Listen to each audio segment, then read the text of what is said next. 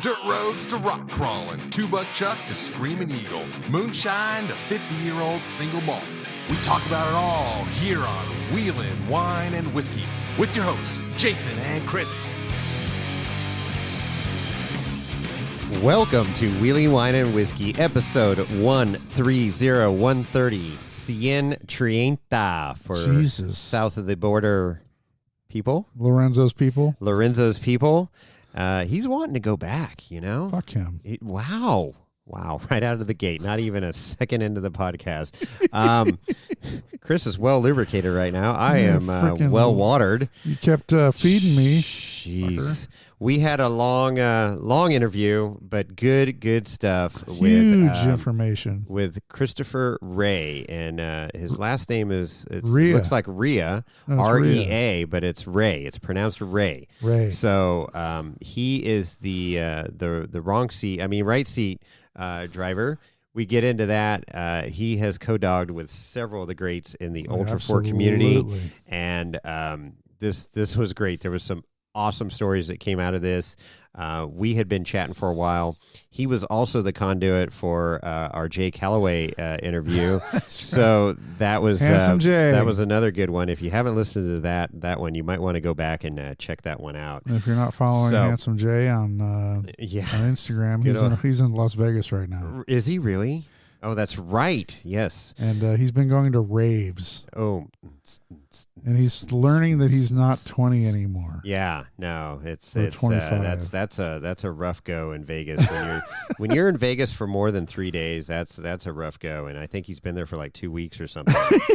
So anyway, sorry to derail your no, that's good stuff. Thing, but before we roll into the interview with Chris Ray, I don't know, does he go by Christopher or Chris? Both.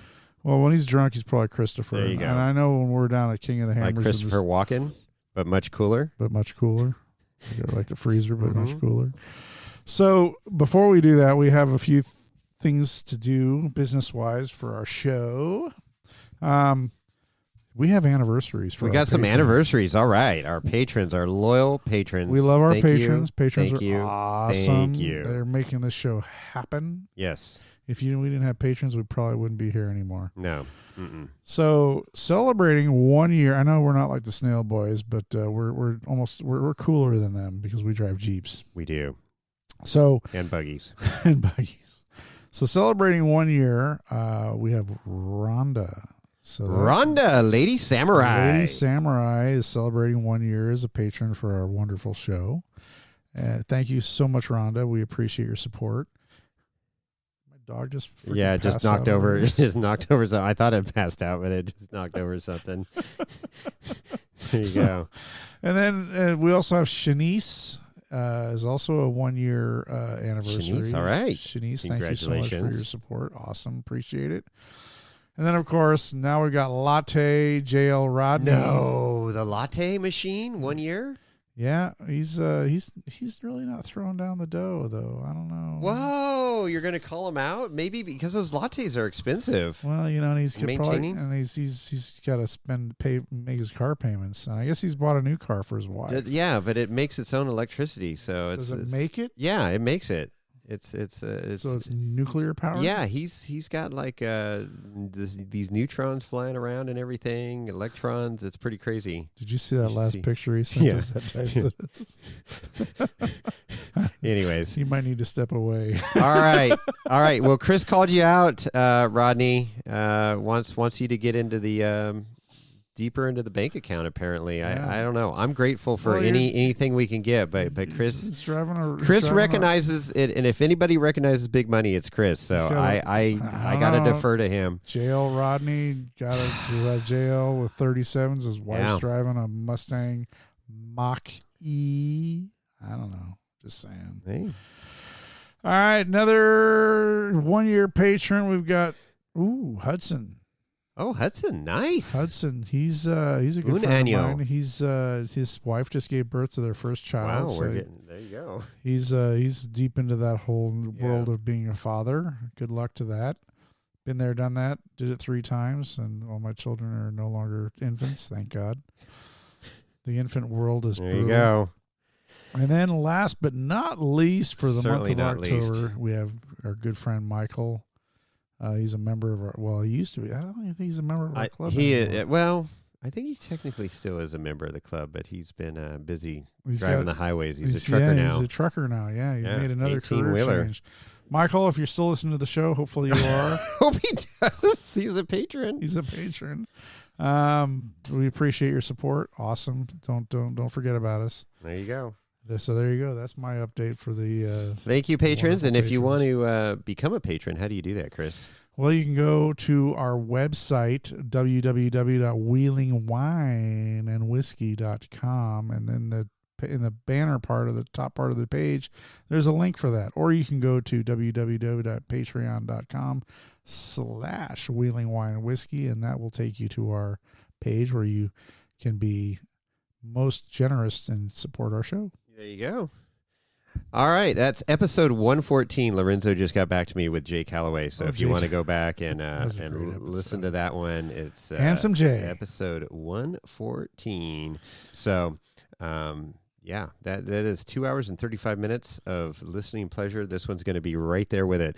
So, without further ado, I think we should go straight into the interview. You want to roll it? Yes. Okay, bang, roll it. All right, Chris, we are here. We have another special guest on this podcast. Yes, we because do. We drum up the finest in the industry to interview. Yes, we do. We it's been great, and we've got stories from all different walks of life in Ultra4. Yeah. And this individual has been in the wrong seat, as Randy Slauson says it, but I think it's the right seat. Well, it is the right It seat. is the right seat, right? It's quite, yeah, absolutely. You can get a great resume from being in the right seat. Well, to talk about resumes, this individual has ridden with some of the best, including Lauren Healy, Jessi Combs, Jeremy Jones.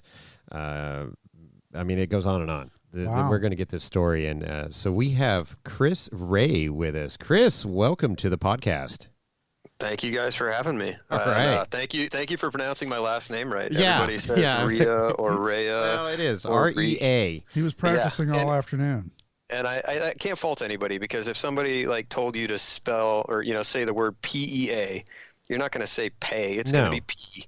Or SEA, it's going to be C. So I totally understand why people would pronounce my name wrong. Well, and to wrap myself out, when I spoke with you on the phone earlier today, I said Reyes. So yeah, you quickly corrected me, but we got it here. I We're learned. good to go. I learned quickly. and our vast number of listeners will never make that mistake. So you have that going for you. There you go. So Wow, it's better than my name on Pirate 4x4. It was very common that people thought I was a female back in the day, because my name was Redneck Ray, REA, and everybody thought it was Redneck Rhea, which was short for Andrea or Andrea. Sure. Right. And so when people would meet me in person, they're like, "Wait, you're a guy?" And I'm like, yeah, I've been a guy my whole life. I'm a dude. I know, man, I'm from dude. California, but I've always been a male. you probably broke some guys' hearts out there that were just like, "Oh my God, this girl knows so much about off-roading," and Yeah, I can neither confirm nor deny that I did get at least one private message or on Pirate 4x4 that said, "Hey, what are you doing later?" I can only imagine. What are you wearing? Yeah. Yeah. What do you wheel? Oh my gosh, that's the days of pirate. Yeah, I mean, for the first, what do you wheel was whatever I could get in a seat. I mean, Right. I literally didn't have my own rig for almost a decade. So let's get into how you got into off-roading, because I know you started out riding bikes like most kids, and you got pretty competitive with BMX, and then I know you're a road rider Right. now. But how did the off-road thing start? So when I was a kid, I was the poor kid in the upper middle class white neighborhood of Simi Valley. All my friends, had dirt bikes and were cool enough to have dads that were mechanically inclined and helped them build go-karts. And my dad worked in the restaurant industry. Now he's not saying he wasn't mechanically inclined, but we just didn't have time or money for some of the nicer things.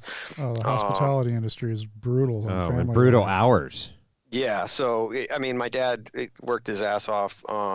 He'd go to work at 2 p.m. Wouldn't get home until 2 a.m. Yeah. He was if you guys are old enough to remember the Jolly Roger, Oh, I would yeah. imagine. So he was a general manager for Jolly Roger as a sub 30-year-old. Wow. And so he wouldn't get home from restaurant wouldn't close till 2 or 3 in the morning. Had an hour drive. Come back, tear my bike apart till 6 or 7 in the morning, and we'd be at the bike track at 8 in the morning. Go race bikes all day. He'd drop me off after the bike race was over and go to work. Wow. Do the same thing every weekend. I mean, there was days I took I missed BMX the so sleep in seriously. that whole conversation. Where's the 8 hours of I sleep? think he took like 15-minute power naps, like Wow. while I was in the Jesus. staging area, just kind of waiting. But like no joke, we would do 3 tracks in a day as a kid growing up. We would start at Simi Valley BMX. I'd get 2 motos in so that I qualified for the main event, get my points for there. We'd haul ass through LA traffic, get down to Orange County, catch maybe 2 motos in the mains if they were running fast enough. But usually we'd skip the mains just enough to get me points, and then we'd drive all the way out to Temecula. Do a race in Temecula, and I'd catch maybe 2 motos if I was lucky, or at least the last moto and the main, get all my points, and then it would be the 2.5 hour drive back to Simi Valley because the 210 freeway didn't connect, and you had to drive all the way through everything. So We took BMX really seriously. I kind of dive into everything that I do way too much. So grew up doing that. But digested literally any form of motorsports that I could get my hands on through magazines. I had subscriptions to Peterson's, 4-wheel parts, 4-wheel and off-road, anything that was off-road related, JP. I would read them back and forth 3 or 4 times and I had every single magazine subscription. Then I also had Super Chevy. I had like probably 8 or 10 different magazines that I would get on a monthly basis and just digest on top of all my schoolwork and BMX. And then when, because I'm a child of the 80s, born in the 80s, raised in the 90s, I was right on that cusp of the internet. Mm-hmm. Right. And I was also super fortunate. My grandfather got in on the ground floor of IBM. So I had a personal computer before, I had Oregon Trail at home. Oh my gosh. When I was 6 years old. What a great game that was, huh? Good It old Oregon was. Trail. Some of our listeners are going, what? The Oregon Trail. So The word game. yeah. Yeah. Text-based like game. Yeah. I that was awesome. I was loading Mech Warrior via DOS before 8 years old. You just lost Jason. No, I remember DOS. I'm still here. Before Windows 3.0. Yeah. Before Microsoft 97. Yeah, no. When I got into high school, I was already doing Excel programming. Yeah. So I was very fortunate that I had a personal computer and AOL, and I can't count the number of times my mom picked up the phone in the middle of an ASL chat with a girl across the country. Oh boy. But that'll date quite a few of your listeners because if they know what ASL is. AIM and they're- AOL owns the Messenger too, right? Yeah.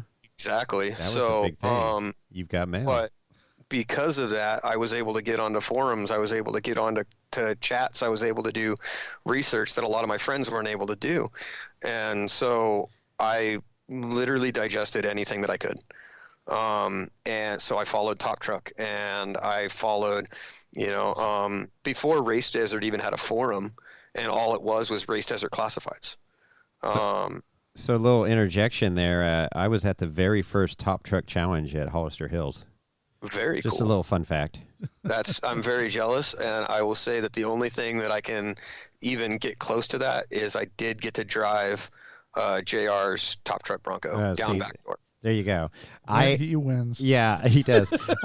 No, our club was asked to be there and show them around Hollister since it was their first time hosting that event. So myself and like 8 other club members went down there to Hollister and basically we just were showing them around. Okay, this over here, and then we just ended up watching. And it wasn't open to the public. No, the park was closed. Right. And you know what's crazy is this will seem really weird to you guys, considering like I've been in King of the Hammers and I've gotten a race down in Baja and I've gotten a race in Australia. But Hollister's actually a bucket list that I haven't checked. Really? I want to go do the tank trap at some point with somebody. I think we're going next weekend. I would love to find a way to make it up, but I'm still in the process of getting my Ram Charger to not try to kill me. Good. That's a good thing. The last time I had mine out, ended up with carbon monoxide poisoning and in the hospital in Placerville. So those Dodges do that. I'm telling you, just stay away from the Dodges. You guys don't understand. Hey, it's an 88 Ram Charger with a 408 stroker, 1 tons and 37s, and I made it through all the way through the Rubicon with 0 time behind the wheel, and I finished it a day before I ended up at Loon at Ice House at Justin Hall's shop. So I'm so you know Justin as well. Yeah, I've known Justin for, going on a decade now, considering he's racing the EMC for so long. And he actually has ties to some of the stuff that I did with We Rock before we got into King of the Hammers. Because he was circling that. Circling back to the original question of how did I get involved after I digested everything. Once I got into college, I ended up huge on Pirate 4x4, and then that got me into an internship at a shop that some of your listeners that might be into early Broncos might know the name Tim Haight of Bronco Alley. He did all the maintenance on JR's Bronco after Fat City built it. And he built a Bronco called the Barbie Bronco back in the day. Oh, yeah. That was like the bright pink all tube chassis Bronco. That was just an amazing piece of machinery. But I got an internship through Pirate 4x4. And I was getting ready to go on summer break, and I'm like, look, I want to get in the industry. I don't care what I'm doing. I'll sweep floors, just pay me minimum wage. And that's all I need. Yeah. And so I ended up down at his shop, and then through him, I met a guy by the name of Rusty, who invited me out to come to an event called Carnage for the Cause. Okay. And so 2003 Thanksgiving, the Tin Benders, the Pirates of the Rubicon, URJB, and I think there was one other club, but I don't remember what the name was. It might have just been 2 Pirate teams and two Tin Bender teams in URJB, but they were doing a competition on Backdoor. Who could get five rigs through the gatekeeper, up the waterfall, and out the sand hill the fastest. And it was all for raising funds for land use. Yeah, right on. It started off as Carnage for the Con, but then when the Tin Benders won it, when the Tin Benders won it, they basically, if I remember the story correctly, is that they were able to dictate who was going to get what fundraising activity was going to get the money. Yeah, so and at the time they were doing Superstition Canyon. Okay. Yeah, I remember. Back in the day, it was Carnage on the Con, and it was really cool. So it was like the NorCal guys against the SoCal boys, and there was this rivalry going on. And then, then I remember the Carnage for the Cause down there at Hammers Trails, and it's like Johnson Valley. I mean, it's pretty cool. I mean, this is all history, 4-wheeling history, especially in California here. That it's. I mean, it like you say, it started out as like, looking at magazines and, there wasn't much media out there.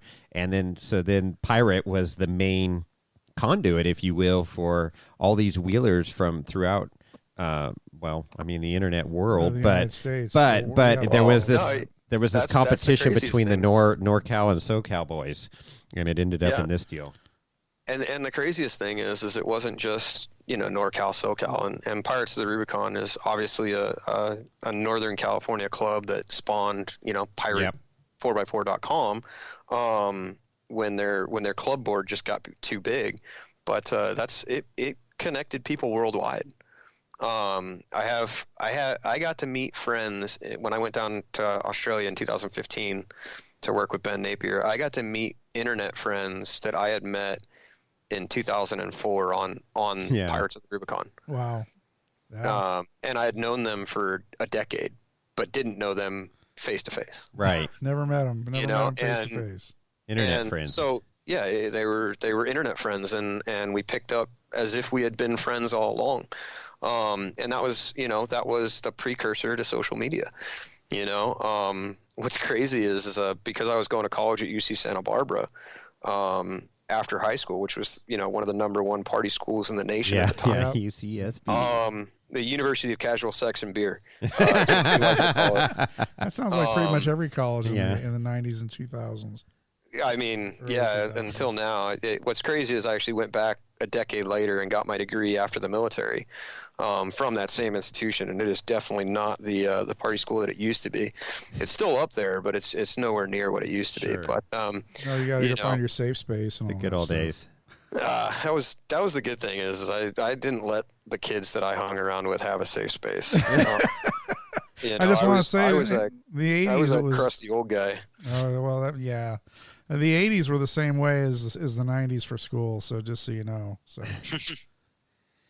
Well, I think it was the 70s that they burned down the bank, right? I'm pretty sure. If I remember right, they had the big riot and burned down the bank. So that school's been going off for years on end. Yep. I mean, it bounces around.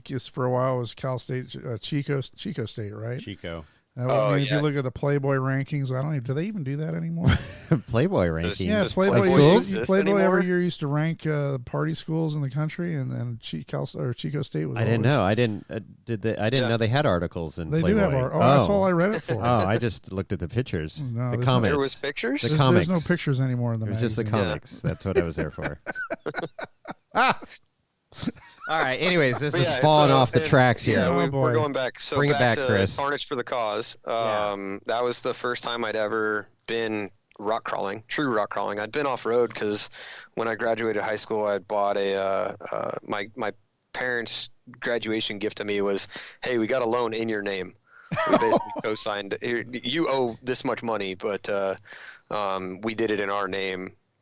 So that you can get a truck. Okay. And so I bought a 1991 Ford Ranger. I drove up to Fresno. It wasn't a Toyota. Picked it up. Oh, if I could have afforded a Toyota, I would have at the time. But no, I was actually part of the SoCal pre-runner crew.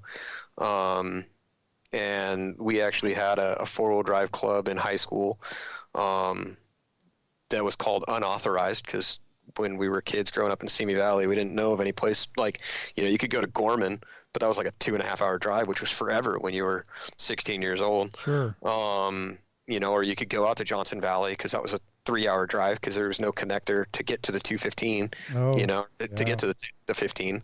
So you had to drive all the way around the back way. And it was 35 miles an hour, single lane, all that kind of stuff through Pear Blossom.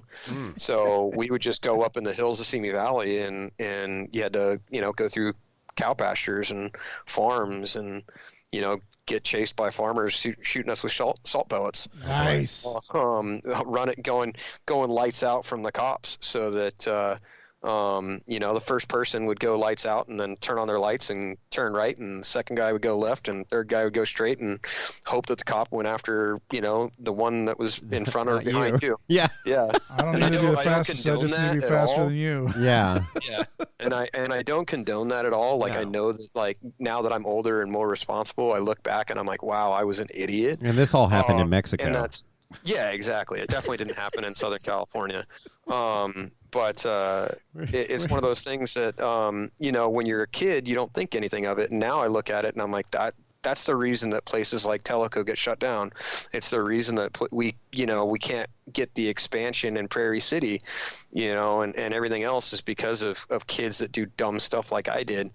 And it's all part of the learning process. But, right. So I had that Ford Ranger and ended up selling it. But I didn't have a four-wheel drive until almost. Like I'm sorry. Chris gets a little wild with the board here. A little delayed. Yeah. Well, he was having to scratch it away at that one. I was way across the room. Sorry. Had to find which one of the boards. It's okay. When you're delayed like that, it just means you got to have another sip. That's right. He did. Love it. I got a nice warm feeling in my belly right now. That's for sure. Oh, that's good. I'm hopefully going to be joining you here after my next one. But Carnage for the Cause, my first true rock trail was with none other than Pegleg Chris Ridgway. I show up and get onto the lake bed, meet up with Rusty, and they're like, hey, we're going to go run a trail. You want to go with? And I'm like, hell yeah, I've never done any of this. Let's go. And Rusty just points over at this old blue Samurai and goes, you're going to go with that guy. Not a Samurai. Like, no, legit Samurai. Built by none other than Randy Slauson. But I get in and I the noticed Samurai was built by Randy Slauson? Yeah. Randy built the blue Samurai that Chris Ridgway used to drive. Wow. No That's kidding. right. There's some history right Is this when Randy was still in Southern California then? Huh? Mm-hmm. Yeah. So Randy was actually one of the first guys that besides Chris Ridgway that I got a ride with. And this was back when he used to have his old. That was back when he had his old Toyota before the Bash Buggy. The Toyota. We heard all about that. Yeah. He used to have a old blue. I think it was an extended cab blue Toyota that he like did a back half on. Right. With pipe, poop pipe and a stick welder. But I mean the thing freaking worked. But yeah, surprised. so my first time I get in and I belt up and I look over and I'm like, that dude doesn't have a leg. Yeah. What am I doing here? And so Ridgway he has an on switch and an off switch and that's it. Right. And so we get in and he's like, all right, you ready? He belted in? I'm like, yeah. He's like, okay, cool. He's shifting with his cane. Wait a minute. So it's a manual? Manual transmission Samurai. Still, if I remember right, it had one, and it's his left leg that's gone. Wow. So, and this is long before he now has these amazing prosthetics and gets to race, Porsche GT3Rs and 24-hour races in Florida. This is, I think it was maybe a year or two after he got it cut off. Okay. Yeah. And so he's in a 5-speed Samurai. And he's shifting the clutch with his cane. He's driving the steering wheel with his stump. He's using his right leg for the throttle, and he's shifting the transmission with his right hand. Wow. And I'm like, what the hell did I get myself into? Yeah, no. And he had that. Randy and him had that thing dialed in. So he this is 2003. So fast is very relative for it was probably only 20 miles an hour. But when you've never been in a rock crawler before, you're doing 20 miles an hour on 37-inch pro comps through the little sand hills to get to backdoor. Sure. You think you're just on rails. Right. And then so we get to backdoor and I'm looking at the gatekeeper and I'm like, all right, well, I guess that was cool. I'll let you go do your rock crawling thing. He's like, hell no, let's just go. And we go to the gatekeeper, and this is, Ridgway did the right line before the right line was the right line. Oh and he didn't do the normal left line. He always did the right line in that blue Samurai. On back door? Yeah. Wow.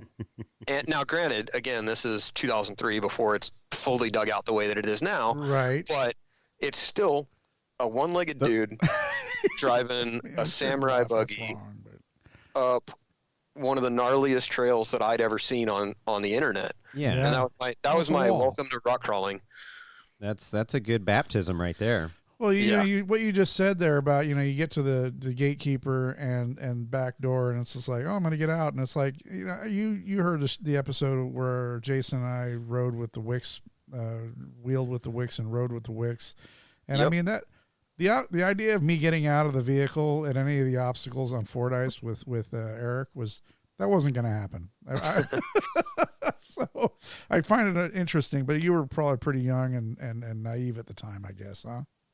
Yeah. I mean, I was 21 and I was only 20 at the time. Okay. I wasn't even legally drinking yet. And, like I said, it's the first time that I'd ever been to the Hammers. It's the first time I'd ever been in a true rock crawler. And this dude's going at the time, one of the hardest trails in the country. Yeah. Sure. And so I'm just like, oh yeah, you want me out because you don't know if you're going to crash. And he's like, oh no, I got this. We're good. I'm like, dude, you got one leg, and how are you going to shift into reverse? And you can't drive up that waterfall. But he knew the gearing so well, and he had that car dialed so well that he literally just stabbed it with the throttle and crawled right up it. You probably didn't even have a harness, did you? Oh no, he actually had it was a 4-point harness. Oh, okay, did have it. Yeah, but I mean they weren't true race seats. They were, I think at the time the common seat was a Acura Integra. Yeah, I was gonna say out of a Acura or a Honda or something. Yep. Right. Yeah, some junkyard seats. Yep, and then you threw 4-point belts over it. Mm-hmm. Well, better than nothing. That's great. The best part of that trip wasn't that. It was getting to meet the tin benders. The next morning, I actually borrowed my mom's Ford Explorer Sport to get out there. And I was sleeping in the back of the Ford Explorer Sport because I didn't know anything about the hammers. Uh-huh. I had no idea how cold it got, and that was a rude awakening. Or windy. Yeah. Yeah, you don't mention that W word ever. Yeah. It might not be today. It'll be 6 months from now that it comes back to haunt you. But you never mention the W. Well, it's only 3 months away, so we'll bring it on. So, but the next morning, I get this just loud banging on the back window of my Explorer Sport. I pop open the hatch and I'm like, what? And it's a guy that I will forever know as Retod. Todd Steele, and he's got Retod, who used to drive a yellow 4Runner that was nicknamed the Short Bus. Yep. Okay. And he was Retod, the short bus driver, and his name came about because during his initiation, they were sending emails back and forth, and so the first email was just a subject line of Todd, and then the next one was RE. Regarding Todd. Yeah, so he became Retod. There you go. But he's got a 5-gallon bucket, and he goes, change for the cause. And I'm like, dude, it's 7 a.m, and you're hammered drunk. I want to be friends with you. And so him and I hung out the rest of the next day, and I tried to help him raise money. And then because I knew Retod, I ended up I got kicked out of college that summer actually. Whoops. I did a little bit too much of that casual sex and beer, and not enough of the university portion. Scholastic part. I know a little bit about that. So I ended up with a .94 GPA the last quarter that I was there. I was really big winner there. Wow. I got a not pass in weightlifting. That's how good it was. Wow. Can you lift this 5-pound dumbbell? Yeah, when you don't show up for the final because you're too drunk, that's do it. usually a way to not end up passing a class. Wow. Right. But so I ended up getting kicked out. But I had made a commitment to my roommate way before. You have to make your next year housing situation set up. Fall quarter. Mm-hmm. So before 2002 even ended, I had already committed, and I'm kind of a man of my word. So when I got kicked out, I could have had the easy out and said I'm out. Mm-hmm. Figure out your own living situation. But I'm not gonna screw somebody over like that. So I stayed up in Santa Barbara. I worked odd jobs to make sure that I had enough money to cover the bills. But I stayed up there even though I wasn't going to school there anymore. That's awesome. And I ended up hooking up with there's a post on Pirate 4x4 by a guy by the name of Big Rich. Mm-hmm. And he said volunteers needed need an announcer for our event coming up in San Diego called the Boulevard Brawl. And I'm like, hey, I used to do childhood acting, and I did musicals and all kinds of other kind of crap because I'm a SoCal boy. And if you're a child of the 90s, everybody thought you could be a movie star. So it's kind of automatic. Yeah, legit. I mean, I did get really close to a breakout movie. I was going to be in a Michael Keaton movie. It was down to me and one other kid for a movie called Jack Frost. Oh, yeah. But I ended up not getting that. I do have one commercial that I did. I was a stunt double for an Airwalk commercial.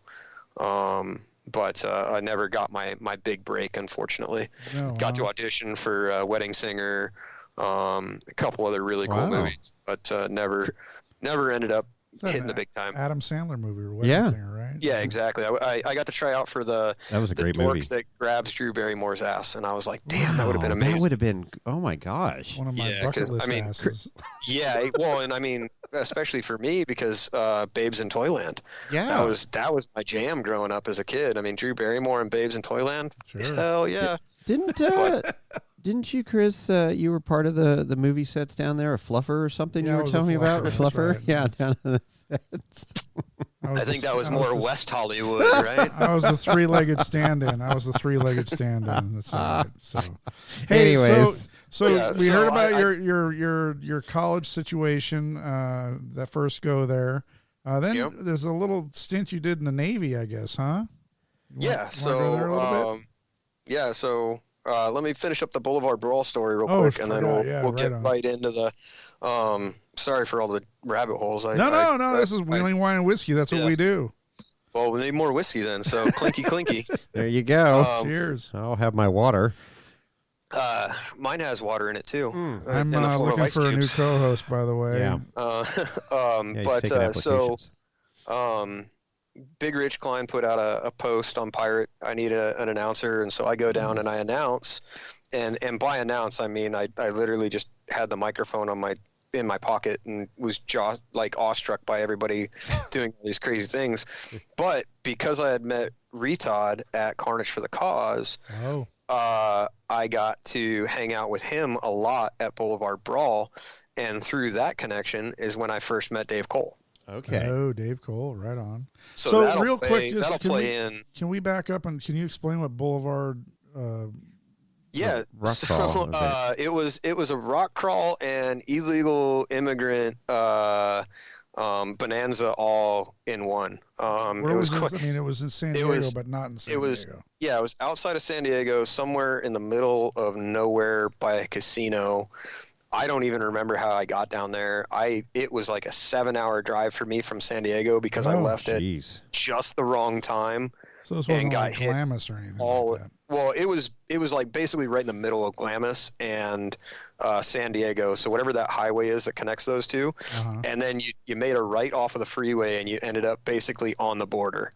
And it was this random property with all kinds of big rocks. There's some really cool old video of like Lance Clifford's ex-wife driving the Diablo single-seater up this just gnarly crack. Jason Shear was down there in his old 2C car. It was one of the first years of Cal Rocks being really big, and it was actually the last season of Cal Rocks before it made the transition into We Rock. We Rock, okay. Yeah, right. So, but it's this big event, and I go down there, and I'm supposed to be announcing, and I'm actually supposed to be announcing. So not only did I get to meet Dave Cole that weekend, I also met Jeff Knoll because Jeff Knoll was one of the other announcers. Okay. Because he used to run the rock crawling competition off of his property in Menifee. And so Big Rich had asked him to announce at the event because he knew all the big players and everything. So I got to meet and work with Jeff Knoll that weekend, and like I said, I got to spend a lot of time with Dave Cole that weekend because Todd and the Benders are just a ridiculously fun group to hang around and drink with, especially when you're not even 21. It's an understatement, right? So then after I got kicked out, I spend my year up in Santa Barbara. I finished my commitment, and I'm like, look, this town is just too expensive for a 21-year-old to be living in. That doesn't have a real good job, doesn't have any. So I had to move home. Lived on my dad's couch. Because he was renting out my old room. Good for him. So gotta make money somehow. Take notes, Chris. When you're in the restaurant industry, and you can make good money, but it's not great money. And like I said, when you live in upper middle class white America, Simi Valley, prices aren't cheap. Nope. So got to do what you got to do. And but at 22 years old, I started dating a girl when I was in Santa Barbara. We had gotten serious, talked about getting engaged. Ooh. And, needed to make something of myself. And it was like, all right, well, I'm 22 years old and I'm living on my dad's couch. Like, I gotta shit or get off the pot. Right. And I knew that college, like in a college setting, I wasn't going to succeed. And child of the 90s, and unfortunately, born in the 80s, raised in the 90s, if you didn't go to college, you weren't going to amount to anything. Unfortunately, we didn't have Mike Rowe or all of the people like Jessi Combs that the world needs were ditch diggers standing too. up for the trades. Right. So it was like, well, the only way I can succeed is find a way to get into a construction job, Mm-hmm. or go to the military. And I wasn't about to go into the construction because I just didn't think that I had it in me. So I walked into the Air Force recruiter because I wasn't gonna go Marines, and I wasn't gonna go Air Force or Marines or Army. I just didn't. I knew that I didn't want to be, for lack of a better term, a bullet sponge. I didn't want to be a pawn in the government chess match that was Iraq and Afghanistan at that time. Oh, right. Because I remember exactly where I was at 7 a.m. 9/11. We all do. Yeah. Yep. But I refused to be just sent over and become bullet fodder. It wasn't. I knew that I had more that I could give to the military, and I didn't really know enough about the Army and the Air Force and the Navy. So again, made posts on Pirate. What's going to be the best way for me, and ended up going in and walking into the Air Force recruiter. Because I thought that was going to be best. And then I was like, all right, these jobs sound cool. I'm going to think about it for the weekend, and I'll give you a call back. And this was like a Tuesday. Right. And I got a phone call on Wednesday morning from the recruiter. Hey, you coming back in? And I'm like, dude, I told you I need to think about it for a little bit. I'll call you in a couple of days and let you know. And I got a call on Thursday. Yeah. And I'm like, dude, what? And I'm like, okay. You can say fuck here. And so I got a call on Friday morning. And I got a call on Friday at lunch, and I got a call Friday right before dinner. Shit. And finally, on the third call, I picked up, and I'm like, "Fuck you! I'm going Navy." Wow. And I just hit end on my phone because, you can't hang up. I still had a wall phone at the time. Yeah. This was in the. I had my Nokia. I think my Nokia brick phone at the time, and I hit the big red end button. Yeah. And literally Saturday morning, I walked into the Navy recruiter, and as I walked in, I flipped off the Air Force recruiter, and Wow. and went and sat down with him. And I'm like, I was going to go Air Force, but that guy across the street just pissed me off. So you can what can you give me? Quotas, man. You got to make his quota. I took the pre-ASVAB. Having never seen an ASVAB, having never done a standardized test since the SATs 4 years ago, and I scored a 91. Is that good? 98 or 99 is the highest. Oh, wow. Okay. And basically the recruiter's like, you are going to be able to do whatever you want. You'll be able to dictate whatever job you want. And that was actually the cool thing about the Navy at the time, is the Navy was the only branch of the military where you could actually dictate your job before you left. All of the other branches, you leave for boot camp, and then at boot camp you filled out your dream sheet of your top 5 jobs, and then based on whatever the needs of that branch would be what job you got. So Gotcha. Maybe you wanted to be a tank gunner in the Army, but they needed helicopter freaking mechanics, and you didn't want to be a mechanic, but that's what you got. My nephew's a helicopter mechanic in the Army, so that's not too bad. There you go. So. No, they're amazing jobs, but you don't know at the time, and I don't know if that's changed. It's been. Well, I left for boot camp in 2006, so it's been almost 15 years. Yeah. Actually, it's been 15 years. Holy crap. But you didn't know. But the Navy, you left with a guaranteed job, and I was like, okay. Well, that's awesome. That's awesome. I went down and took the real ASVAB and scored. I actually ended up scoring a 98 on the real ASVAB. And they were pushing nuke on me. Go be and for lack of a better term, it's a nuclear reactor operator. You basically go be Homer Simpson. You should, or Mr. Sit Burns. at a Do you desk get donuts on? watch Do you get donuts a on panel. duty? Yep, donuts and everything else. But I had been told, don't go nuke, do anything except for nuke. And so I told the recruiter down at LA MEPS, I'm like, nope, screw you, I want this job. And they're like, well, that job doesn't exist. And I'm like, yes, it does, it's right here. And they're like, no, it doesn't. You have to be a nuke. And I'm like, okay, fine, I'm leaving. And 3 months later, I still didn't have any leads. And so I went back hoveling and groveling and said, is nuke still available? And ended up leaving for nuke, which I didn't realize at the time, but it's the equivalent of trying to drink from a fire hose when you're in nuke school.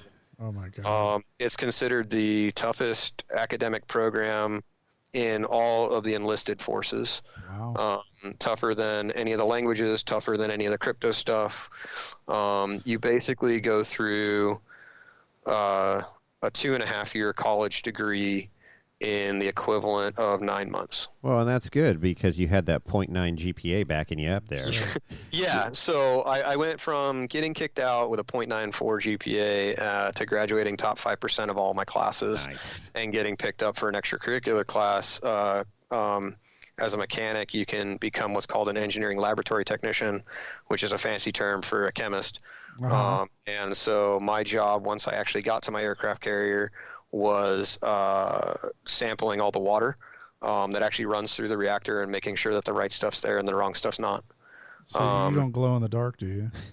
I mean, it depends on how much Macallan 12 I've had. So Hey, you mix the right chemicals and your pee starts glowing. Yeah, I was gonna say you're Nice. piss excellence. Piss. That might not be So, good. but yeah, so spent 2 years in college, basically, living in Charleston, South Carolina, where the girl to guy ratio was like 7-1. So it was amazing being single with military money Wow. for 2 years. It also allowed me to continue to travel with We Rock. So I was still their lead marshal and head judge for 2 years, Perfect. So even though I was in the military. right on. So you did your 4 years. No, so you actually have to sign up for 6 when you join an academic program like that because they expect 2 years of college basically, or 2 years of school, and then 4 years of service. And I actually did a total of 6.5 because I got extended for an injury. Oddly enough, about 3 weeks after my first King of the Hammers, I hurt my shoulder while we were underway. And ended up needing 2 different surgeries that completely disfigured me, and I still have only about 50 to 60% range of motion on my right shoulder. Oh boy. So I was medically retired, and I've got the same retired card that somebody that did 20 years in the military has. Wow. Well, thank you for your service. Yeah. That's awesome. That's Appreciate awesome. it. Thank you. It's nowhere near the service that a lot of my friends did. Right. But I fully understand that, every pawn in the chess game is important. There's So, yep. I mean, I respect everybody that wears a uniform. Yeah, Absolutely. for sure. That commitment Exactly. and the sacrifices that people make.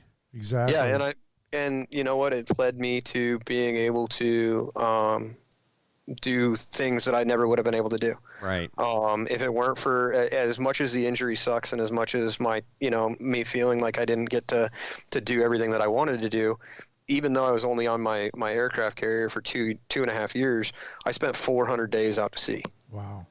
So What countries have you been to? we got to go on a 6-month Westpac tour.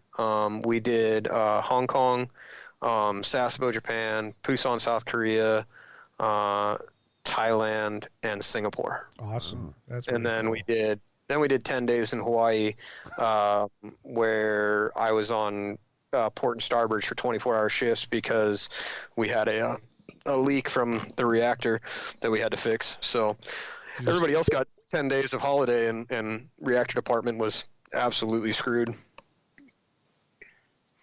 All right. So I just had to pour Chris here some more. Yeah, I'm running dry. So like the reactor was leaking. I'm the conveyance here. Can I smell it at least? So when you say Oh, it smells reactor was leaking, that doesn't sound right. Any kind of leaking is So- never a good thing. what's crazy though is the limits of what we actually consider a leak is so low that what we were leaking was pure water. Literally pH, Okay. it was neutral. There's no 7. radioactive isotopes coming out of it. Wow, But good. because it was connected to the reactor system, you end up you have to call it a leak, even though you're not, like, there's literally no harm. There's no, like, I can neither confirm nor deny whether some of that water that leaked was drank by the ELTs that were doing the samples on it. Oh, wow. But it's one of those things that you had to at least you treated it as if the world was ending to make sure that nothing bad happened. Wow. The world is ending when you don't talk about wheeling, but this is a wheeling, wine, and whiskey show. But that's Yep. good. I mean, that's great background. And It is. just, my gosh. Yeah, so, but because of my injury, I was able to work for We Rock, and then because of my connections with Jeff and Dave, I ended up going to Cantina for the Con as one of my right. vacations, There you go. quote unquote. And immediately following Cantina for the Con in 2010 was the Reno Stampede. Mm-hmm. And The Great Stampede. the original Rest in back at the peace. first one not even the ones at Prairie City. No. You're talking the ones that were at the Mustang Ranch. Yeah, this is Mustang Ranch. So Oh. the original OG Lorenzo's still Stampede. there. Yeah, In I'm kind of spirit. jealous. But yeah, so Jeff knew I was coming down, and we had been talking after King of the Hammers in 2010 when I helped him set up BFG Remote Pit 1. And he knew I was coming, and he's like, hey, I know you used to do, Grand Marshal for We Rock, and you're really good with rules enforcement, and all of the rock crawling competitors, trust you with their lives. What would you think about doing some tech inspections for us? Ooh. And I'm like, I ain't got anything else to do. I'll happily work for you guys. Yeah. So I helped out then, and then Scott Ellinger was supposed to be the chief tech inspector at the 2011 King of the Hammers, but Okay. something came up, and so I got a call from Jeff Knoll around Christmas time that said, hey, we need somebody to be the chief tech inspector at the 2011 King of the Hammers. Do you think you can make it? And I'm like, well, I got to check with my work because I'm still in the Navy. And fortunately, I was able to make it work, and I got down there for the full week, and that just tumbled into Ultra4 and my involvement there, and the better part of now 15 years of my life. Awesome. Yeah. Awesome. And you've been to every KOH since 2010. Yeah, I have set foot on the lake bed every year since 2010. I would have been at the 2008 King of the Hammers, but I had to report to my aircraft carrier 2 days before Ooh. the race. 2009, I was on deployment, so I actually followed the Pirate 4x4 play-by-play while we were in Sasebo, Japan. Okay. But then 2010, we had my aircraft carrier pulled into port in San Diego on Monday, and we weren't supposed to be leaving until Friday afternoon. And so I took 4 days of liberty and rented a standard rental car, went and bought a cooler, filled it full of beer. Literally, I took 40 30 packs out, and I had one every night that I was there. Wait, what? Wait a minute. Hold on. Like- You had 44? It's like Jesse Jones. Four Yeah, 30 packs? Four 30 packs. Yeah. And this at the time, this was one of the last years of the drag strip from the start finish out towards Means Butte. Uh-huh. And the camper that I was staying in was about 200 yards down that straightaway. And I didn't have a mobile cooler, but I had a rental car. So I used to drive haul ass down the start line, e-brake it into the camper, and then I had a nice little 15 foot by 15 foot entryway in the center, and then I would do an e-brake donut to point myself back out, load up full of beer, and then drive back. And I literally killed all 4 30 packs the 4 nights that I was there. Oh, wow. Wow. That's just a Jones right C there. minus? No, it was Natty actually Light? even worse. It was Keystone. Keystone. The Keystone. Yeah, it was the Stones, because that was what was cheap and available at the Nex. I was Yeah. going to go with Meisterbrow. Oh, no, that's But- going way back. Yeah, That's before my time, Chris. but yeah, so that was my Well, I first am KOH. 4 years older than you, but, So, And then I was the chief tech inspector for every West Coast event and every King of the Hammers until 2013. let's talk about that, the chief tech inspector. I'd like to hear what the duties of the chief tech inspector are. And you got a story about somebody Yeah. pretty famous in the off-road industry there. Yeah. So at the time we didn't have the scales, and we didn't have the banding, and we didn't have all that kind of stuff. It was basically just a generic safety, make sure that you weren't going to kill yourself. The 3 years prior, or 2 years prior to me taking over in 2011, every year a car had burned down. Wow. The year in 2010, I believe it was Bob Stanage, with my good buddy Bunker, the bunk knife, if you ever remember that story, where he cut him. Bob Stanage had rolled, and my buddy Joe Bunker happened to be in the same canyon where he rolled. The car caught on fire, and Bunker was able to get him out with a Leatherman, and cut him out and saved his life. Wow. Literally, not Bob Stanage. I got the name confused. Bob Stanage was Bob Stanage's car. Oh, what's the guy's name? I should Google that. But I can't remember it. But it was a guy that lives back east. Rob Bender Park built the freaking car. I should know this name. If Ryan Miller was here, he'd correct me, because he's the god of King of the Hammers history. Yeah, 1,000 listeners yelling right now, but that's okay. Yeah, I guarantee it. Let me hit Google real quick. So Bunk cut him out. But after that, as far as I know, the 3 years that I tenured, we never lost a car to fire, because I am a stickler. And Derek and Lisa Trent hated me, because every single one of the Trent Fab cars had the orbital right there at your feet, on the passenger side of the firewall, protecting it from rocks and everything like that. But as most people don't understand, power steering fluid's the most flammable liquid that we have, besides gasoline, in the cars, and it's ridiculously hot. So I was an absolute stickler for the rules, and I didn't care who it was.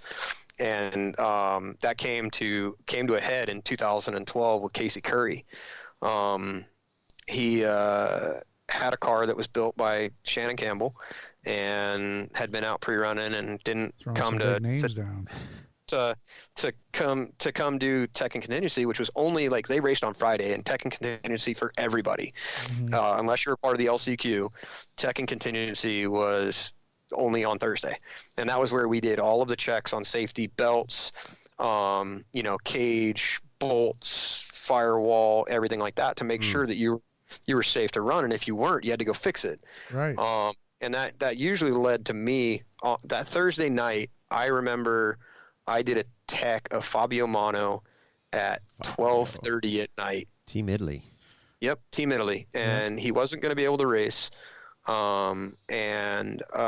because his car just didn't meet tech, and him and the guys just thrashed and were able to get it ready. But I made sure that I was available to them, and it was 12:30, and we had to be up at 5 a.m. for the staff meeting so that we could start herding cats at 6. So, I mean, what I'm hearing here is this is a pretty exhausting responsibility or job, or at KOH. Yeah. I mean, so what you're saying is you're basically there before dawn and well after dark, and checking cars and making sure they're ready to go and safe. Well, starting 2012 with the EMC, I was responsible for putting my signature on over 300 cars. That's what I was going to ask. Yeah. So what the number was, and that's a shit ton of cars. I'm sorry to say, but I mean, wow. And so 2011, the first year that I did it, it was me and one guy, and that was it. So how big's your team now? So I don't know how big the team is now. I know that when I go through Tech and Contingency, those guys have been doing it for 4 days, because they have to do UTV, all the EMC and the 4,400 cars. And I think it's the same people that are doing the desert racing too. I think they have to go through the contingency there too. I would think so. But now, I mean, you think about when I did it in 2011, there was 111 cars, or it was 100 cars that were going to be in the main race. 4,400. And there was only a 4,400 race. Right. But we had LCQ on Tuesday and Wednesday, and so we had to do tech and contingency on 40 cars on Tuesday and 40 cars on Wednesday, and then we had to do tech and contingency on over 100 cars on Thursday. So I did tech and contingency on 140 cars, and it was me and one other guy. So on average, how long did it take to go through a car? 20, 30 minutes when you get it down. And that's if you don't find something. By that time, I'd seen enough of the cars that I knew what to really look for. And then there was the common stuff like, do you have your breakdown marker? Okay, make sure you have it before the race. I'm not going to make you go. I'm not going to fail you for tech because you don't have a breakdown marker. Right. But one of the ones that caused the biggest stink for a lot of people was the firewall. The rule in the Ultra4 rulebook was that the firewall between the fuel cell and the passenger compartment needed to be 2 inches above the fuel cell or to the driver's shoulders, whichever was higher. Okay. And it had to be all metal. Okay. About 4:30 rolls around, and this is 2012, so I actually have a team of about 4 guys at this time, and I'm overseeing the 4 guys doing their techs. And one of my guys walks up to me and goes, "Hey, you got to come see this." And I go, "What's up?" He's like, "Well, Casey Curry's going to fail tech." And I'm like, we got one of the biggest names in off-road industry right now. The Casey Curry is going to fail tech. I am going to have a very pissed off Dave Cole. So how do I fix this? So we walk over there, and sure enough, the Shannon Campbell built vehicle had a plastic firewall. Oh, they had just used smoke Lexan because that's all that was required for other series. And they were like, well, it's good enough for everybody else. We don't need it. And so I look at Casey Curry and I'm like, look, you have to have a metal firewall. And he's like, this is good enough. And Shannon Campbell built it, and get Dave Cole over here. And I'm like, all right, cool. Call Dave Cole on the radio, and I know that I'm in for hell. Yeah. And Dave Cole looks at me and goes, Chris, we got to have Casey rear. I'm like, yeah, but it's not safe.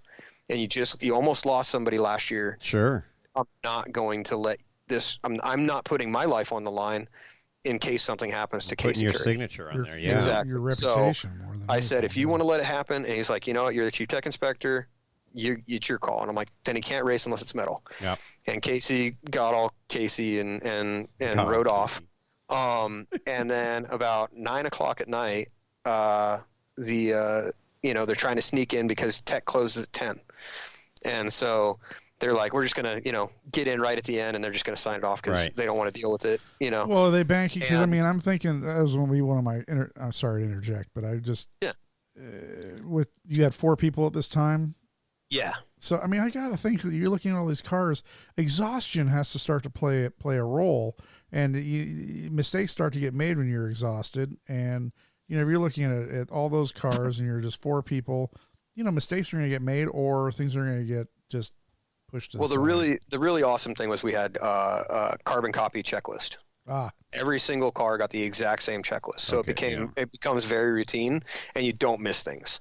Perfect. So that wasn't happening, and you would fail them, and you would know that they would fail, and they had to bring back the carbon copy that said this is what we failed on, and so you had to go check off what if it wasn't. And at the time, I had said you have to go back to the same tech inspector. Right. You can cut the line to go to that tech inspector, but you have to go to that same tech inspector. Same guy. Gotcha. Yeah. So it's the same sense. eyes seeing the same things. Yeah. Good. And you're not getting somebody that, and you're not going to get. All of the inspectors I went over and trained them all, and this is, like I said, I'm very particular about it. And you can ask any of the guys that or girls that went through tech when I was a tech inspector, I was an asshole about it. If it was letter of the law, it had to be there. Awesome. And it didn't matter whether you're Shannon Campbell or Casey Curry. Whoever you were, and this gets back to that story where Casey shows back up with his car, trying to squeak in right before the end. And you can tell that they're doing it on purpose. And my tech inspector just comes over laughing, and he's like, you will never believe what's happening. And I walk over, and sure enough, I just take my fingernail and I scrape down the firewall. The firewall that's it's a nice shiny metal, and I just crumples away in my fingernails. Uh-oh. Because they had wrapped the plastic Lexan in aluminum foil. There you go. It's metal. No. It's an all metal firewall. And I looked at Casey and I'm like, that is not going to pass. You cannot do that. Yeah. Go make it all metal firewall or you're not racing. And luckily Dave backed me up again, and he had to retech at 6 a.m. before he could race. Wow. Yeah. And they had an all metal firewall. I got things to say about that, but I'm going to keep them to myself. Hey, I don't fault them at all. They were, they were used to a specific level of everything else, and I get that, and it's safe enough, quote unquote, for everybody else. So everybody, every walk of life, every single person at some point doesn't want to have to take the effort for something that they don't feel is necessary. Yeah, but I mean, how many lives have you saved over the years because of your being a stickler for the rules, if you will? I have no idea, but if the rules had been fully enforced, Shannon Campbell would have never crashed into his own toy hauler at Glen Helen.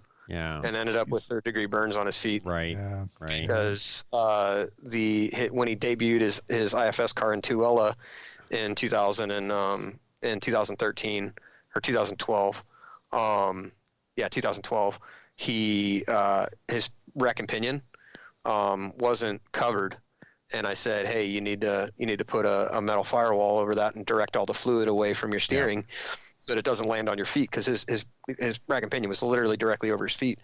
And that was actually one that I got overruled on, because it wasn't there was some twist in the rule that they were able to exploit that said that wasn't, a live fluid or something.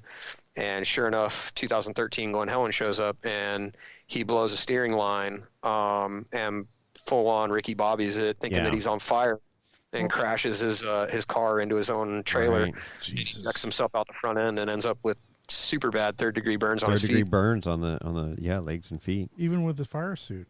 Yeah. Well, he was, and that was before they mandated SFI rated or all other shoes. Jesus. Okay.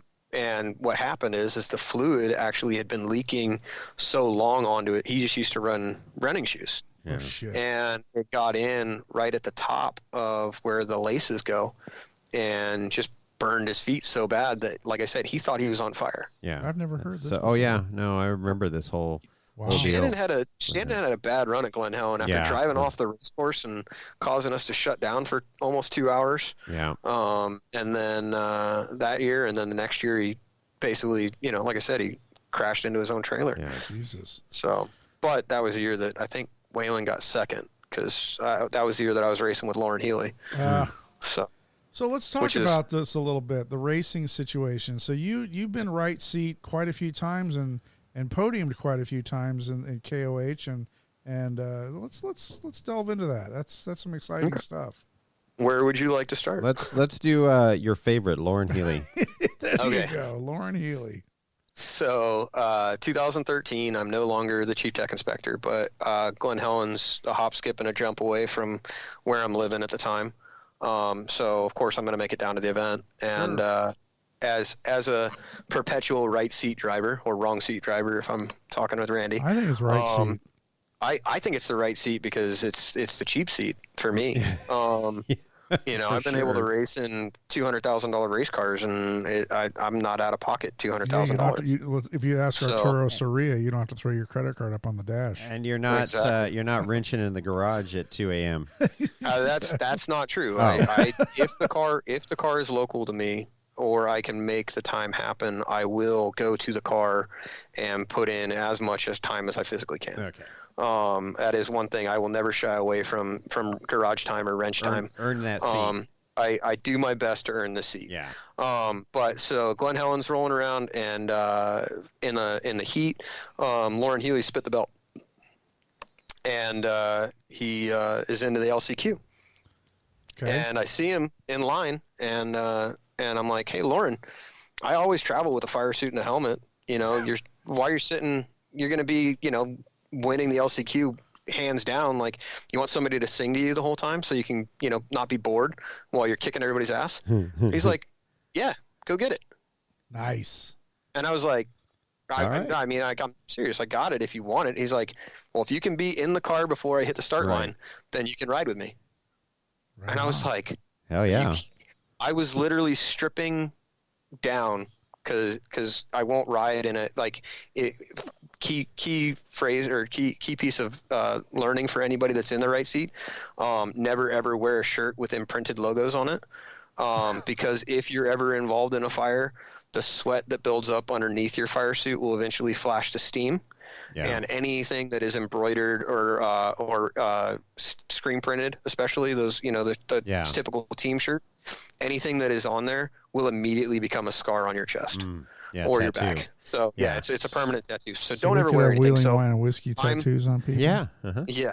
So I'm literally stripping as I'm running. I stop off at a buddy's and I grab a head and neck restraint and I strap in, and I'm literally finishing getting my 5 points on as we're driving up to the start line. Nice. And we go, just walk away from everybody in the LCQ.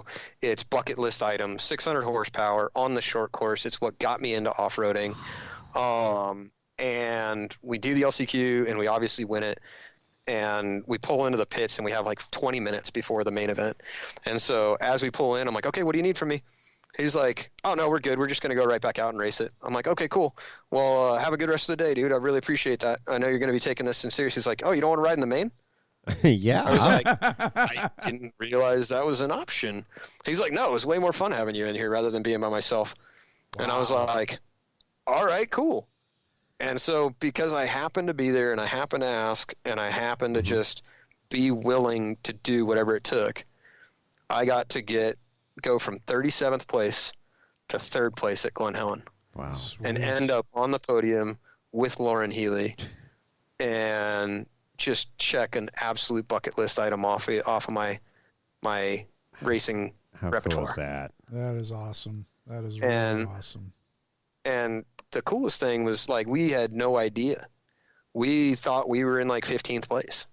We had just been we literally crossed the finish line and like high-fiving. That was a really cool race. Can't believe we did as well as we did. Maybe we'll end up in the top 10 if we're really lucky.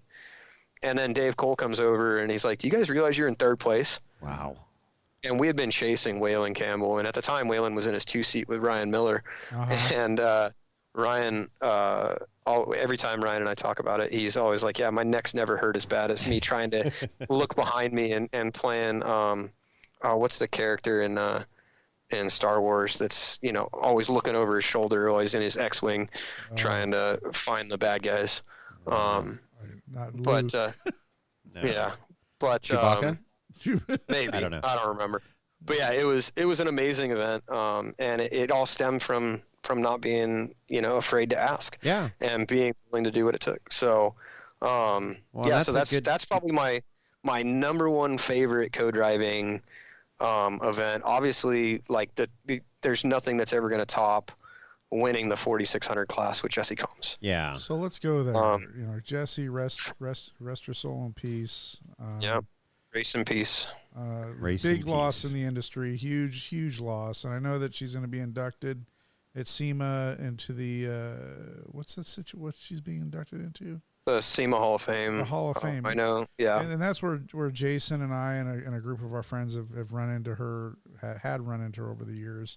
And the Warren booth. The Warren booth, you know. And welding. Lincoln. So talk about riding right seat with Jessi. So the first time I met Jessi was 2005 Off-Road Expo. She was just hitting her fame with Spike TV's show with Ian. Extreme 4x4. Extreme 4x4. And we were doing a We Rock demonstration at Off-Road Expo. And she got into Retod's Formula Toy and was going to be driving it up and across the rocks. Okay. And Dave Cole was going to spot her, and then because Dave Cole was Retod's spotter, which again, all these circular tie-ins.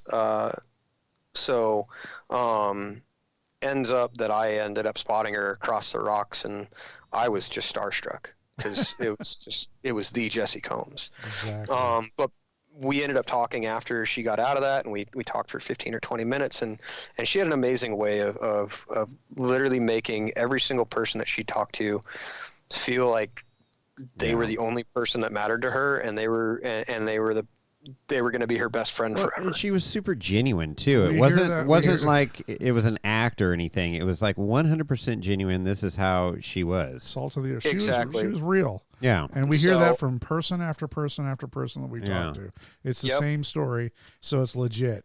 And so I met her then, and then 2006 is when I left for the Navy, so I didn't get to see her at events as often, but every year that I could, I made it to Off-Road Expo, and I'd see her there, and we'd hit it off just like nothing had ever happened.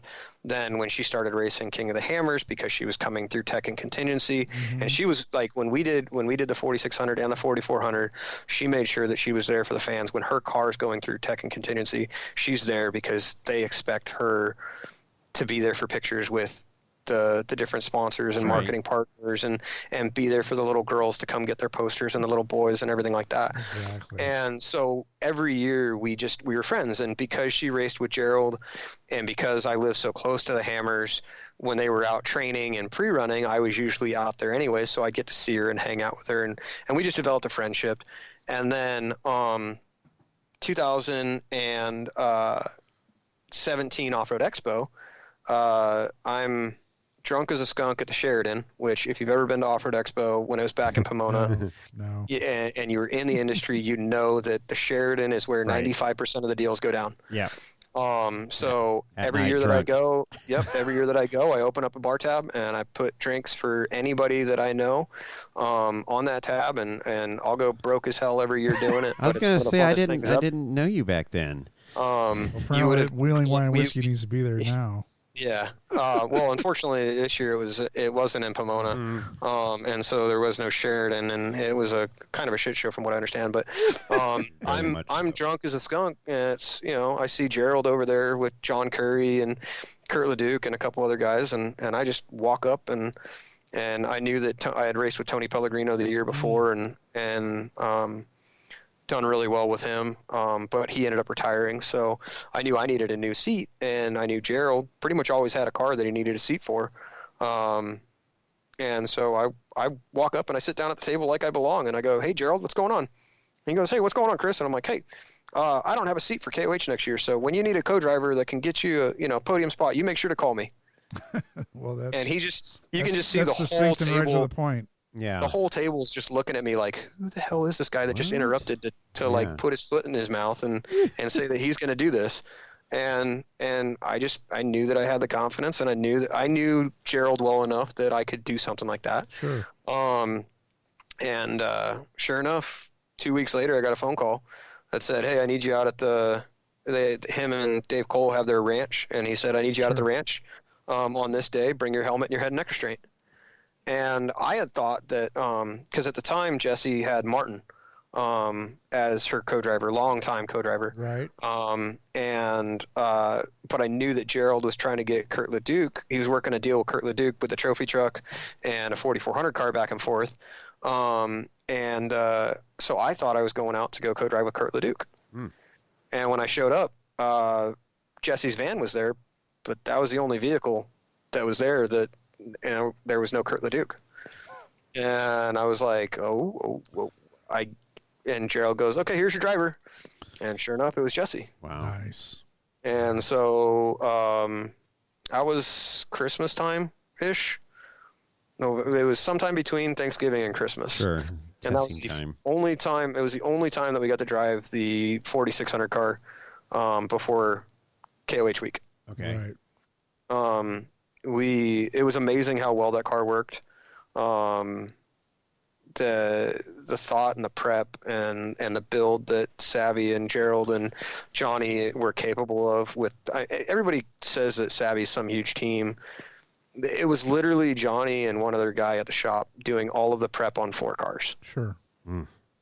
And so that was, again, luckily Savvy's close enough. I was able to go down and I did all the wiring for the radio and the GPS, and I did some other, odds and ends around the car that I could when I could between my work and my bike racing.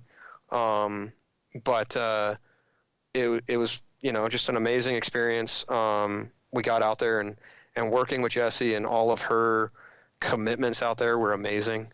Watching her have to juggle the 18 different things that she did and still have a smile on her face was just unreal. She was a ball of energy. There's no doubt about it. And you have to be Yeah. to be able to, like you just said, to juggle all the different responsibilities. I mean, I'm going to think back to the first time I went to SEMA. I don't know what year it was, probably 2014. And, my group, we said, hey, she's going to be in the warm booth. We need to get there a little early. And we did. I think we were there 20 minutes early or 30 minutes early. And we're standing by a high top table inside the booth. And she comes strolling into the booth by herself. No handlers. No entourage. No entourage. And she just walks up, and we've got one of our group is 6'7", and we're all just standing there just BSing. And she just walks up, hey, how you guys doing? Yeah. And good. How are you? I was like, you're Jessi Combs. We're here to see you. You just walked in like and she's just an ordinary person walking around the show like anybody else. And it was, so I can imagine that was probably her moment where she was like, I just need to be ordinary for a little while, and that's what I want to do. So just leave me alone and let me do my thing. So I don't think there was ever a time where she didn't do her thing. Mm-hmm. That was the beauty of it is I never, in all of the interactions that I had with her, like you said, it was always genuine. It was never a fake smile. There was definitely like, hey, we got to take the back road to try to get to this driver's meeting, because if we don't, we're going to spend 25 minutes talking to everybody because I can't say no to anybody. Yeah. Right.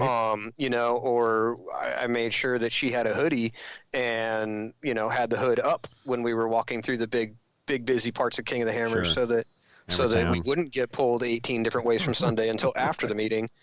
But a lot of people don't understand that Jessi was all in. She had sponsors and she had marketing partners. Absolutely. But she spent almost $80,000 of her own money on her Iron Woman trophy truck. Yeah. And wow. Everybody thinks that things were just given. It was to all her. free. Yeah, here you go. Yeah, what do you need? Oh, you get this trophy truck, and all you have to do is smile and come sign some posters. And that wasn't the case at all. No, she did. Yeah, everybody thought, Gerald just pays for everything, and that wasn't the case at all. She was down there working on the car herself. She was going on parts runs herself. I could have, I could call up Sparco and have them send me my seats, or I could drive over there and go pick them up. Sure. And she wasn't the type that would just rely on me. She's a legit fabricator. She could do her own stuff. I mean, there's no doubt about it. I mean, just watching the show that she did with Ian, and then of course she had that. I can't remember the show. All Girls Garage. Yep. I mean, just she was legit. The List and working on Mythbusters. Cool. Yep. I mean, so I feel honored that I was able to meet her those few times that we met her. And when Jason and I started this show, we kind of outlined some of our bucket list interviews that we wanted to do. And we absolutely wanted to get Jessi on the show, and unfortunately that never happened. And it never will happen. But the world isn't as great of a place because of her loss. Yeah, but that was one of the amazing things was she had a real struggle. The last couple of races leading up to King of the Hammers, she had never not finished something. Right. And then she had the really tough day down in Baja, leading up to that race. And so she was not in the best mental place. And if you ever get a chance to go to my Facebook page, there's a profile picture of me with her when we came across the line, and I'll never forget the smile that she had, knowing that we won, but just the fact that we had finished. Uh-huh. Just the fact that she had accomplished the goal of getting across that finish line. Yeah. I will tell you what, there are very few people, literally it's a who's who of people that I've been in cars with, and I'm very, very fortunate because of that. Lauren Healy, Randy Slauson, Dave Cole, Chris Ridgway, Tony Pelligrino, Jordan Pelligrino in his IS car, which is an amazing piece of machinery. The list is really long. I don't know of a better wheelman than Jessi, and watching her, we started 120th or something like that. And we got some bypasses and there was definitely some help with that, but we came across the line third overall. Awesome. It's the first time. It was the first time the winner actually had been on the podium overall for the 4600 class. Normally they don't even get a full podium to finish.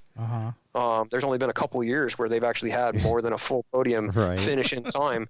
And there's been multiple years where third place was at like mile 127 of 150. Yeah. You know, but they were on corrected time or whatever you want to call it. They were awarded third place. You know, so to have that accomplishment with her was just amazing. And it was not easy. Keeping her calm when we got into Jack North and ended up having to do some nasty winching and everything like that, was a struggle. I had to move, I want to say it was a 300-pound boulder, when we were coming down Sledgehammer. Because we had to take this nasty bypass to get away from an even nastier regular section, and we slid off the line, and our front end just punted a giant boulder. Wow! And there was no backing up, and there was no going forward. And so, fortunately, I was able to wedge my body in between the front axle and the boulder, and get enough leverage that I was able to push it out to her wheel just far enough to get her to climb that rock and then get us out of it. Wow. Otherwise, we would have been stuck on sledge for the rest of the race. Oh my gosh. So having said that, with regards to, you know, Jessi, rest her soul, in all of your races as a right seat co-dog, was that the most challenging situation, or what? Explain or tell us about your most, if that wasn't the most challenging, what your most challenging experience was. Most challenging experience in the right seat was definitely with Tony the year before. So we had been out. Obviously, everybody knows Tony as the guy that used to pre-run, and pre-run and pre-run and pre-run and pre-run and pre-run. I mean, he literally has more miles out in the desert than anybody I know. Okay. Maybe Dan Fresh and the Savvy Crews have equal or slightly ahead, but literally nobody pre-ran more than Tony than I know.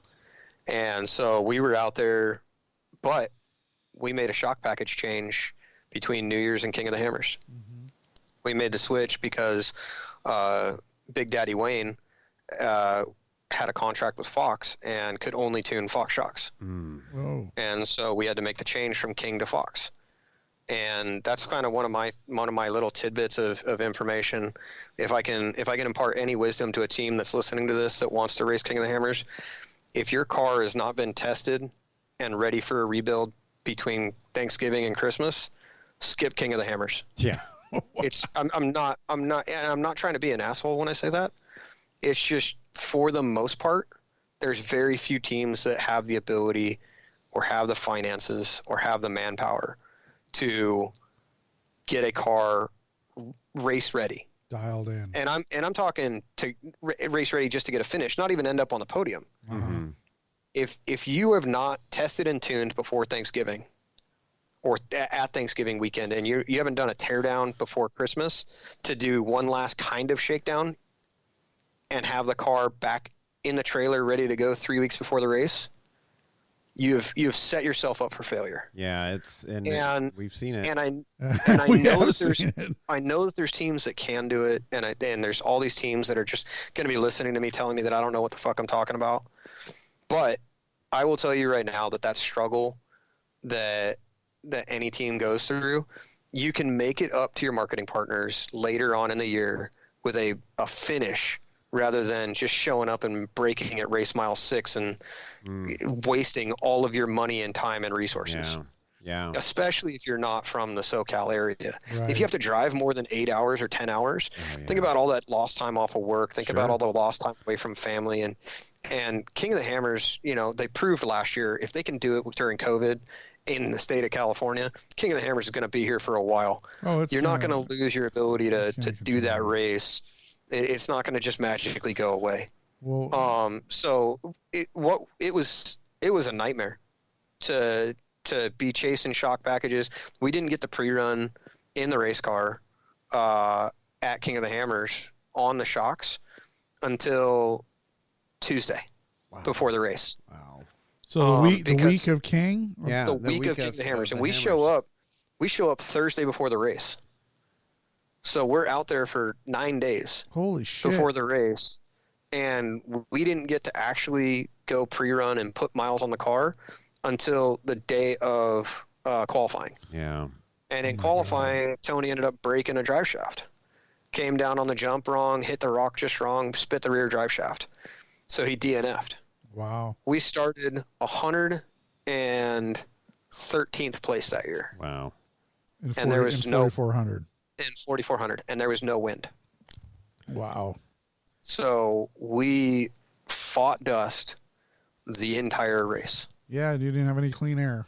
Well, we did once we got through to the second lap. Yeah. Wow. Through attrition. So through attrition, we were able to finally start getting some clean air. We didn't, and one of the things that I credit the Gen Right crew with is they have one of the best pit crews ever. They have a team of like 40 people that come out for them. And they have a guy by the name of Mark that runs their comms inside the main pit, and him and Debbie, and they've got an Excel spreadsheet that is doing automated, updated, corrected time. Sure. They're doing it's amazing the information that you get from them, and their pit crew comes out and practices before King of the Hammers. Yeah. They take care of their pit crew with meals and T-shirts and meetings, and everything is just dialed. They are an amazing crew to work for, and if you ever want to get your teeth wet and volunteer with a team and see what it's like to actually work with one of the best teams in the country, go volunteer for Jordan Pelligrino. We've been into pits and stuff, and say what you will about Gen Right, but man, that is a first class operation, and like you say, everything's down to a gnat's ass, and you think, okay, it's just a car out there racing, you're putting fuel in it and changing tires and stuff like that. There's so much more, and the sport has evolved so much that it is getting NASCAR-esque. And hanging out, we hung out a lot in the Tribe 16 pit, and what a great group of people there from Texas. And man, it was the same thing was going on in that pit. I will tell you what, there are 3 pits that you can go work for. Yeah. Volunteers all the time, and you want to learn from them. First and foremost, Gen Right. Yeah. They're literally one of the most professional that I've ever been with. Second, and this is a gnat's ass close second, is Dust Junkies Racing. Go deal with Scott Hartman and Brian Hartman and that whole crew. Go get Clem. Those guys are just again amazing crew to work with. Randy pits with, right? Right. Yep, and that's who I because I didn't get the race last year, I actually volunteered with the Hartmans and Dust Junkies, and was part of Randy's pit crew this year. Yeah. And then obviously Tribe 16. Yeah. Again, Tribe they have an amazing pit crew.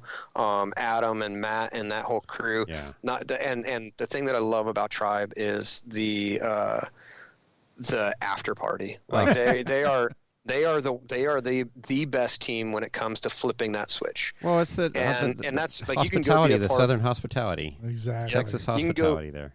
You can go be a part of Gen Right, and it's a ton of fun, and you're going to learn how to run a truly professional pit crew. But the after party, like it's so professional that it's not like everybody's drinking and lighting off cannons at 2 a.m, pissing off Scott Hartman. Not that Adam would ever would never do that. The Tribe team is the best of both worlds. Like if you want to go out there and just have a really good time, reach out to Adam, reach out to Lance, and just say, hey, I want to come learn what it's like to be a pit crew, or I want to come get my teeth wet. And for the most part, every single team that I've mentioned would gladly take a volunteer. Oh, yeah. Now you got to pick and choose. If you want to just go out and get drunk all the time, going to Gen Right is probably not going to be your best bet. No. Well, no, you'll get your T-shirt, but you will be asked to not wear it. Yeah. Right. So, but so working with them, they got the car all squared away, and we line up 113th place, and literally just battling an entire first lap, dust, nastiness, just picking off people left and right. that was one of my first times. There's a UTV on course. Why is there a UTV in the 4400 class? Oh shit! Oh, Yeah. We just passed a UTV. It's like number 87. Why is there an UTV on course? They're like, they're in your class. We're like, what the hell? And that's, now we got UTVs placing in the top 20. So we're just picking them off and got into a battle with Pete Antonak, the true first IS car from Australia, first finisher of King of the Hammers in an IS car, contrary to what different companies have put out in press releases over the last couple of years. right. And then actually battled Jessi Combs in that race too, because she had slapped on some 40-inch BFGs and was racing in 4400. And this surprises you because she's like a super competitor. Yeah. No. What surprised me was the fact that she could actually steer when I saw her at the finish line and saw how rattled and mangled her steering box was. I couldn't believe that she was able to get it across the finish line. True testament Iron woman. Exactly. Wow. Determination wins over. I mean, So, go ahead. but we battled from 113th place and ended up with an 11th overall finish. 11th place. That's awesome. And that was literally like, if I had to say what was the hardest day in the co-dog seat, it was that one. Yeah. Jeez. So I mean, one of reoccurring themes here or takeaways is the putting yourself out there if you want to be part of this operation or any of this. I mean, you've made yourself available to people, and then it's that networking, right? It's getting to know somebody that knows somebody that knows somebody that knows somebody. Well, and look at Boston Kyle. Remember Boston Kyle? Yeah. I mean, my God, there's so many stories, but that's. My point is this community is like that. It's a group of friends, the camaraderie, the common thread of dirt and gasoline and grease. And some electric now. And right? now some electric power from Kyle there, and I've heard rumblings of some other people that are dabbling in the electric world. Exactly. That's going to happen.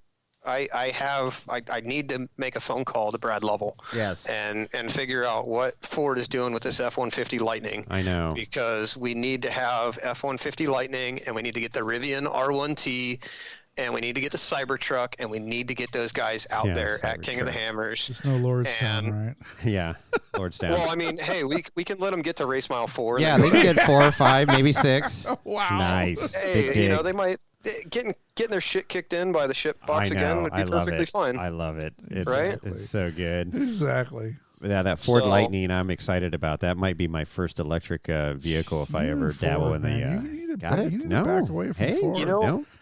Ram, dude, Ram. Yeah. Hey, I will tell you what. If I had the money, a Ram 1500 EcoDiesel right now would be one of my top choices for a daily driver, all-around truck. Get some decent fuel economy, be able to tow 8,000 pounds if I need to. I daily drive a Ram 3500, and I don't get shit for fuel economy right now. Yeah. Well, I have a 1995 F350. I'm rocking the OBS life. The OBS. That's my tow rig and my 88 Ram Charger that I mentioned earlier that almost killed me. Did you see the suspension that Ultra4 Jones just put in his OBS?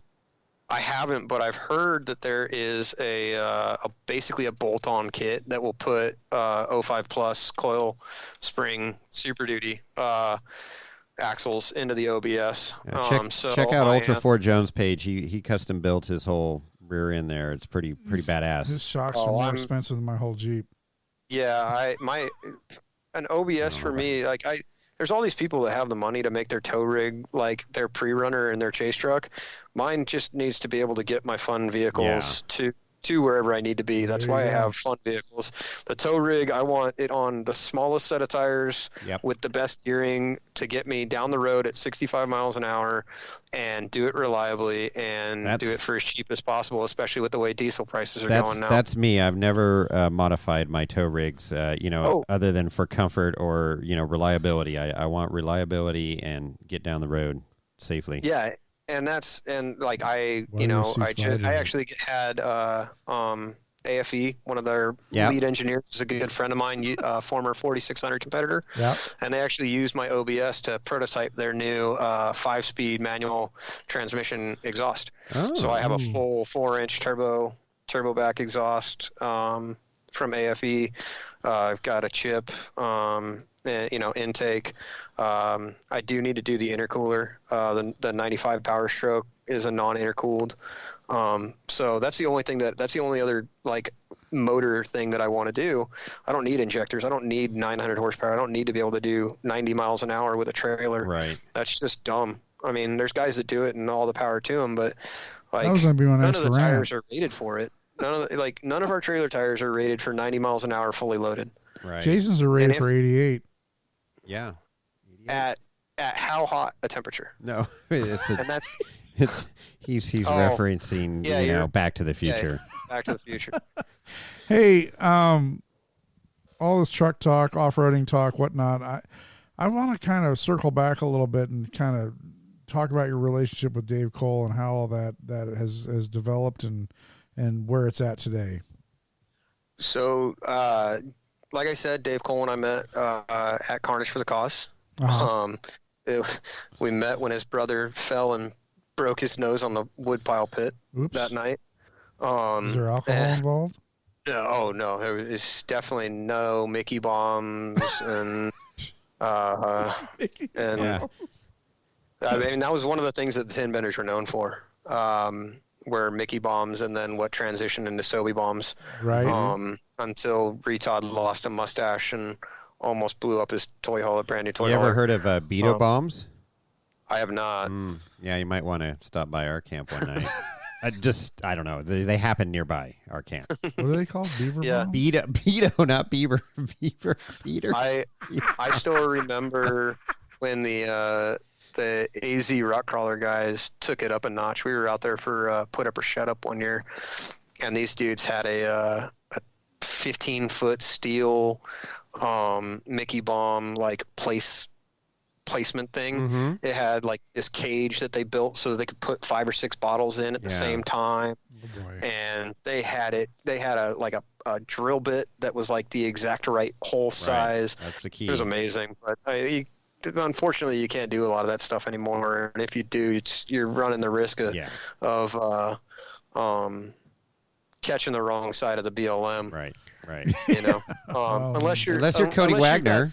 Unless you got 40 acres of private land right off of the BLM, your own. And then you can shoot tannerite. Your own private Idaho with flamethrowers.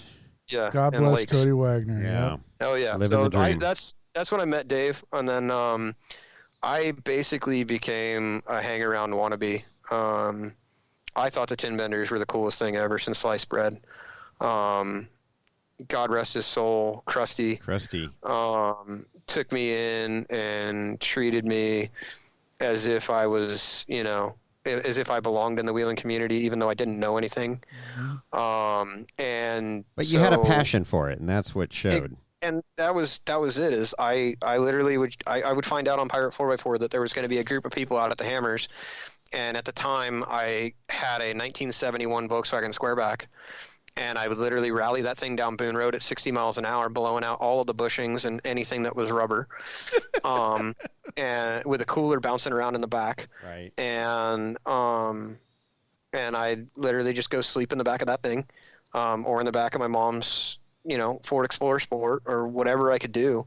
And if somebody was broken, I was the first person to, go give me your tools, and you sit in your lawn chair right there and you watch me and you tell me what I'm doing wrong.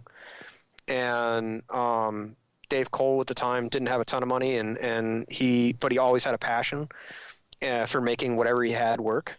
And so every time he'd show up to the lake bed, and we like to call it Dave Cole lake bed maintenance. He had broke the last trip, but he just parked it because he didn't have the money to fix it until right before that trip. And so he'd bring the parts with him, and then we would fix it on the lake bed, and then he'd be able to go wheeling. Nice. And because he knew that I didn't have a rig, he pretty much knew that he had a lackey that would go do whatever he needed. And like I said, I looked up, I I considered the guys in the bender community, like I was just, I can't think of like a movie, but like, you know, you think of Pony Boy and that kind of stuff where you got that guy that looks up to the really cool kid in school and he just wants to be just like them. That was the way that I was with the benders. Right on. Almost to a fault. You know, I never got initiated. I never was actually a bender. But a lot of people, like the way that I talk, people are like, "Oh, you're a bender," and I apologize to the benders every time because like I don't want them to think that like I ever thought that I was a bender. Yeah. But like I dreamed of it. Like I literally was a 20-year-old kid. Like if I could ever be a bender, I will have made it in this world. There you go. And so, like I vividly remember trips where Dave Cole would unload on Thursday night, and we duct taped his intake manifold so that we could go run. He had bought John James, known as Desert Toy. He had bought John James's old 4Runner buggy, the blue one, and scavenged all the parts off of his old 4Runner and put it onto this blue car. But like he blew a hole in the intake, and so we covered in like 18 layers of duct tape, and we went and ran backdoor. And he did 6 or 7 laps of backdoor until the duct tape blew a hole in it.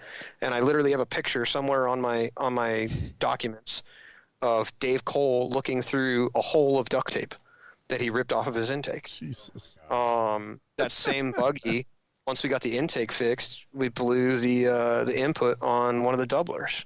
Wow. And so John James had a spare box sitting on his floor out in Apple Valley. And so we loaded up the Explorer Sport and hauled ass out there, got the doubler, brought it back out there, wrenched on it all night Friday, got it back together on Saturday morning, and Dave was able to take me out and go do Outer Limits. Nice. And so, you know, trial by fire, learn how to do anything that you can. Yeah. And once he built the IFS car, you know, anytime that thing was out there, if I could help out with that, if it was broken, which, you know, a lot of the times there was something that needed to be done, whether it was, you know, arm deep in the fuel cell system because one of the pumps had shit the bed, you know. But it, like I said, it allowed me to develop a relationship with Dave Cole where we were, you know, really good friends. And I actually lived with Dave for almost 2 weeks in 2005 before I left for the military, helping him build that Pro Mod car. And once that Pro Mod car was done, we actually went and he ended up having it rebuilt later on the line. And New Year's 2006, we went and pre-ran the first King of the Hammers course, and I had no idea that I was actually pre-running it. Right. So then working with Dave is a challenge. So yeah, if I may, what are your thoughts with the current situation? USAC coming in, JT out. What and who knows what all transpired there? But what do you think? You know, the future of Ultra4 and knowing what you know about Dave, and I know he just did that driver summit and dispelled some rumors. So which was good. Isn't there some ownership issues with the Gomez family too?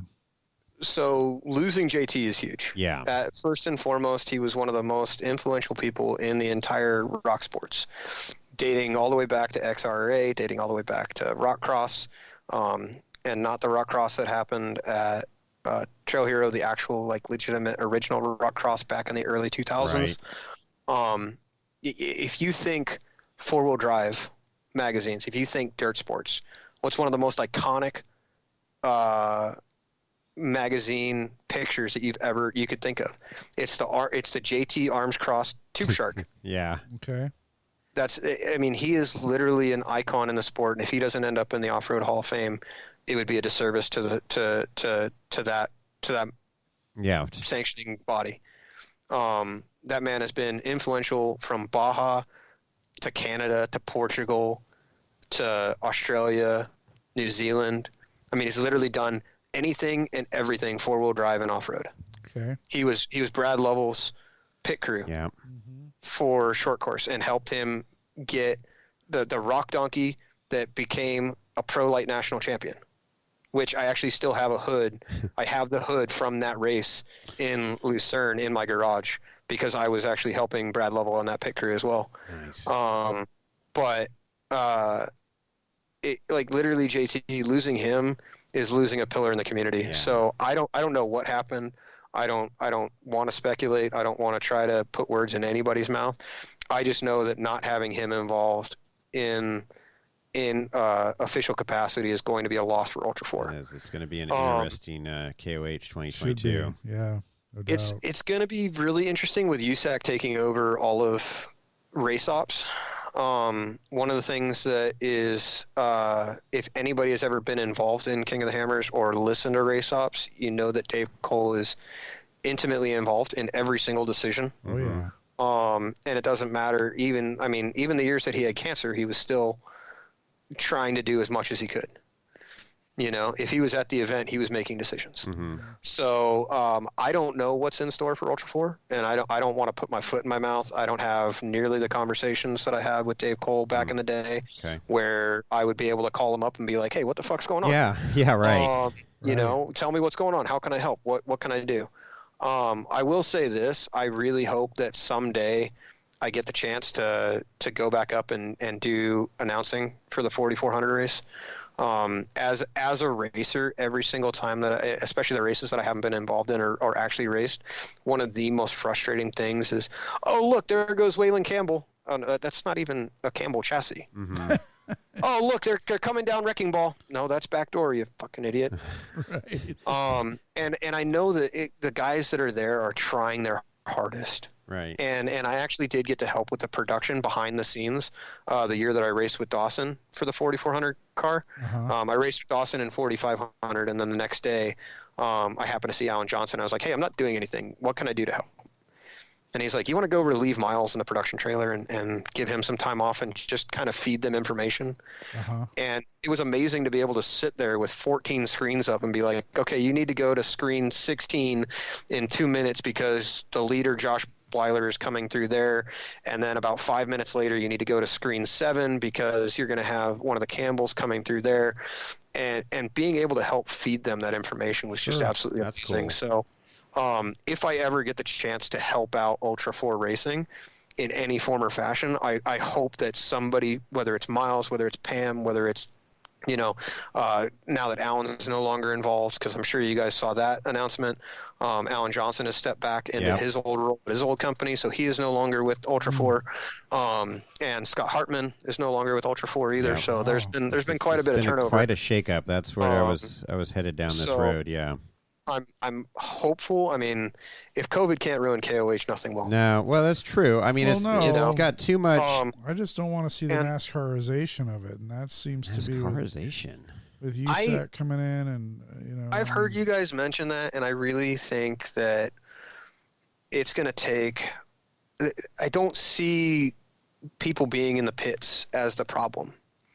And that's where the NASCArization is. If you're worried about NASCAR type, is you're going to have to buy a special pit to get, special pit band to go get access. Right. I don't see that happening because I don't see, especially at King of the Hammers, I don't see any way of policing that. Well, unless you're going to bring in a 6-figure security system, and that's just not financially feasible because they can't. The drivers are already paying a nickel here and a dime there and a dollar there, and the drivers are not going to want to front the bill for that security because they see no benefit to it. So unless USAC comes in and says we're going to pay for it, and I just don't see that as a good ROI. And so I don't think that King of the Hammers will ever get to that point. Now, if they ever bring back a venue like Wild West Motorsports, that I could see because it'd be much easier for them to cordon off and section off and say these are the pits and nobody is allowed in here. But King of the Hammers, I mean, you guys realize that they spend over 2 weeks out there surveying that land and staking out and building bike fence and everything like that. It's like 13 square miles of frickin' fence or something. It's a big deal. It's the other part. The other part of this is not the pit friendly and fan friendly part. Okay, I get that. That's awesome, and I hope that never goes away. Obviously, we've beat that to death on this podcast. We sure have.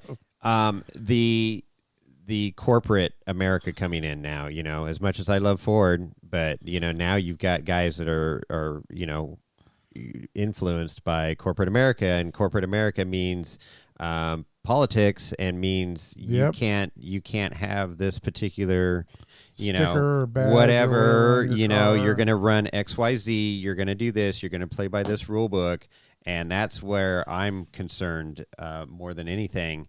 Of where this might be, or where it's headed. I'm not going to say might be, where it is headed. I will say this, having been at the ground floor of rock crawling in the early 2000s, and everybody's saying rock crawling is going to be the next big thing, and we're going to be the NASCAR of four-wheel drive, and screw Baja. It's not going to happen. Mm-hmm. Look what happened with rock crawling. Yeah. There's going to be an ebb. There's going to be a flow. Sure. It's going to get so expensive. I mean, think about this. The last 2 years, every single LCQ driver at King of the Hammers is qualified. Yeah. That means that there hasn't been enough 4,400 drivers to actually fill the race for the last 2 years without the LCQ. That never happened. Yeah. In 2012, I think it was, when we were trying to do this, when we were fighting for our lives just to keep King of the Hammers, and Dave Cole let every single driver that wanted to race King of the Hammers in, and we had 186 starters. Yeah. Which coincidentally is the day that I ruined Cody Addington's life. So Cody Addington, that was the year that Cody Addington, first year of the EMC, shows up in the 4,600 class in his bone stock Toyota pickup, no Lowrance GPS, literally driving with a paper map. Yeah. Cody's a relatively local boy to us too, by the way. Yeah, decides on a whim, I'm going to go ahead and enter the LCQ because I brought my 40-inch IROCs. Doesn't qualify, obviously, because they're racing up chocolate. They race up Chocolate Thunder and then around the back end and then back up the Sand Hill. It was like a 4-mile course, and he just no chance of making it. No. But then Dave Cole says everybody can race. Wow. And he's like, well, I'm already here. My car's still together after the EMC. I'm going to slap my 40s on, and I'm just going to go race the 4,400 race. Sweet. And every single person at 9 o'clock at night is glued to that Jumbotron, watching the little Toyota that could. Right. It's like the little semi that could. About 9:30, Cody makes a right-hand turn, and on the live tracker, we're watching him driving out to 247. Yeah. And we go, oh, no, he quit. He's coming back down the main road. And then at 5 minutes later, all of a sudden his tracker is pointed back on course. Yeah. And we're literally just glued to this freaking little dot of a Toyota on a map because we didn't have cameras out after dark. Everything, you can't even light up back door. And so 10 o'clock rolls around and Cody is nowhere to be seen. Everybody's crying, but he's still moving. And there's still a group of about 40 or 50 people just at the line cheering for this little Toyota that could. And I think it was like 10:30 or 10:45 when he finally crosses the finish line. He gets the checkered flag, and I'm standing there next to Dave Cole, and I'm looking at this little Toyota, and I'm looking at Dave Cole, and I'm like, hey, Dave Cole, you want to go make everybody's day right now? And he goes, what? And I go, you should give him an automatic bid into the 2013 King of the Hammers. Nice. And he goes, are you serious? I'm like, think about how much publicity that would give you. This little Toyota that, finished the EMC and then finished the 4,400 class, it's going to be huge. You should go do it. And he goes, that's a good idea, Chris. And he walks over and he goes, hey, Cody, you just qualified for the 2013 King of the Hammers. and now Cody's hundreds of thousands of dollars in debt with the Clap Dragon. Yeah, and it's mostly my fault. There it is. It's all your fault. Drug dealer. It's like first shot. Crack. First hit's free. Yeah. But like I said, I think that the fans will keep the core what it is. I think the drivers will keep the core what it is. I mean, you look at guys like Lauren Healy, and as corporate as he's getting right now, or Lauren Gittin, whatever you want to call those Lauren two. Gittin. The fun havers. Yeah, the fun havers. I mean, just amazing vehicles that they're bringing to the plate. I mean, you look at those guys, and they're still able to keep what I would consider a core Ultra4 values. They're still going to give out parts to anybody that they need it. They're still going to fix. They're still going to fix Shannon's car if they can. So I don't think that's ever going to change. And honestly, we just don't bring in enough revenue. Ford's going to throw millions of dollars over the next couple years, and maybe Jeep will get in, or maybe Toyota will get in, or maybe Coors Light. Something's going to happen. But hey, for what it's worth, Toyota Tacomas are freaking amazing. I don't get me wrong. If I had stupid money, like if I had #Chris money, I'd be in a freaking Overland Toyota in a heartbeat as a daily driver. Oh shit. But just realistically think about the ROI that we bring. Yeah. They're going to throw millions of dollars. It's going to be a negative ROI in the next 5 to 7 years, and they're going to pull the plug, and we're going to have an ebb of sponsorship, and then we're going to see what happened with rock crawling, where people start pulling back, and then it's going to come back, and it's going to ebb and flow for the next 40 years. Yeah. It's exactly. I mean, look at the trophy truck numbers. You look at the number of people that are racing trophy truck in SCORE compared to the heyday of the early 2000s. And it also has a lot to do with what the economy is doing. I agree. But trophy trucks are not attainable for the general public, where a Ford Bronco is, and that's just blowing up. This Overlander scene's blowing up. The off-road scene is definitely in the forefront here of the Ford Bronco, the stock Ford Broncos aren't what people are going to watch. The stock class is not what people are going to watch. People are going to watch the 4,400 cars, and a competitive 4,400 car is $250,000 to $300,000 bare minimum right now. Right. That's not attainable to anybody except for a select few in Texas that can just go write a check and then roll their car on the first turn. Yeah, and their talent tank is empty. But they, yeah, right. So. I personally appreciate the EMC, though. I mean, I love the Legends class. I mean, the Legends class there's a lot of excitement to be had there. I mean, you got the ordinary guys and gals, the ordinary people that can go out for 30, 40, 50,000 and go race competitively. No, false.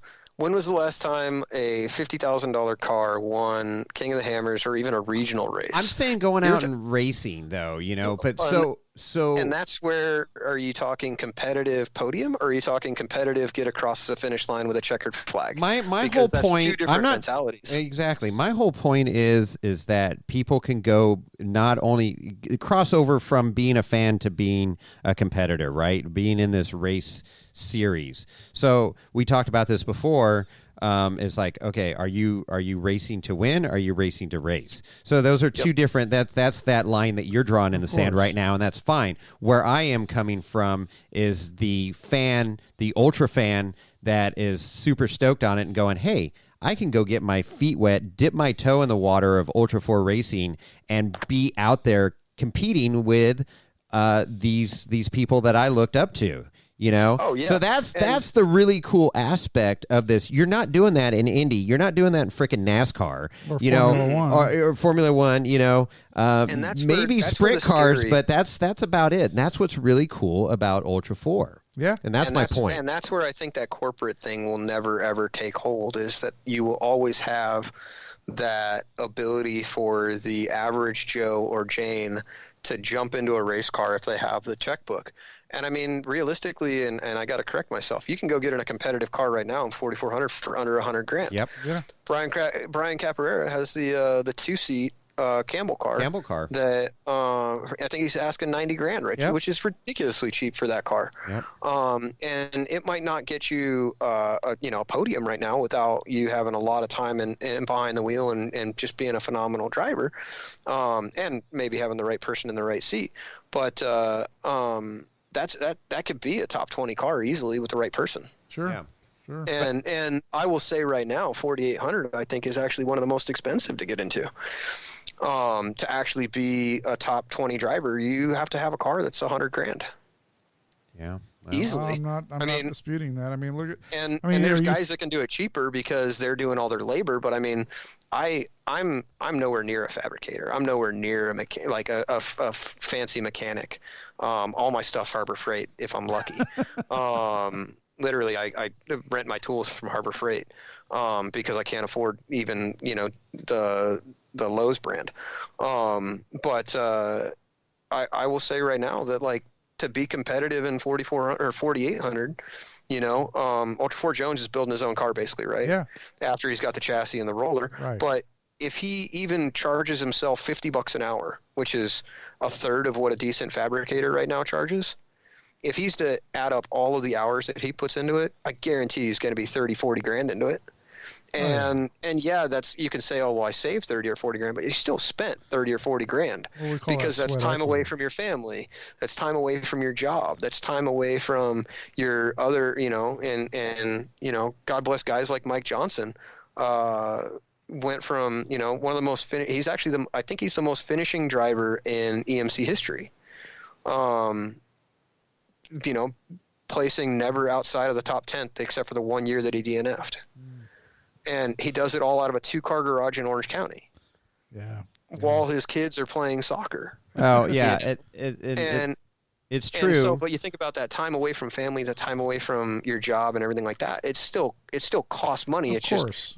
Yeah. So well, and then here, you know, you go back to the competitive side of things. It's like you've got these top drivers in Ultra 4 that are you know, playing in that class as well with some badass cars. Of course. Because they've got Levi Shirley exactly, with his old car.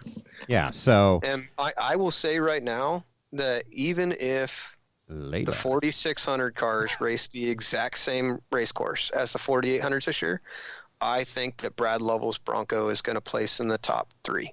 Well, there you go. Wow. There's a prediction. Even if they ran the exact same course and they're limited to 35s. That car is so stupid fast and so amazingly put together. But it's also a $200,000 car. Yeah. Right. Yeah. Right.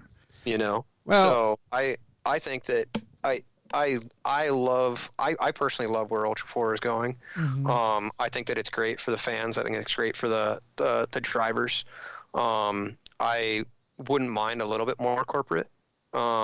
And it adds validity to the sport. I mean, I'm not disputing the whole corporate thing. There's definitely some positives behind it, and it's pretty freaking cool that it opens it up to people that aren't 100% familiar with Ultra 4. You know, they're starting to hear about Ultra 4 now because, you know, Ford's involved, and it's like, okay.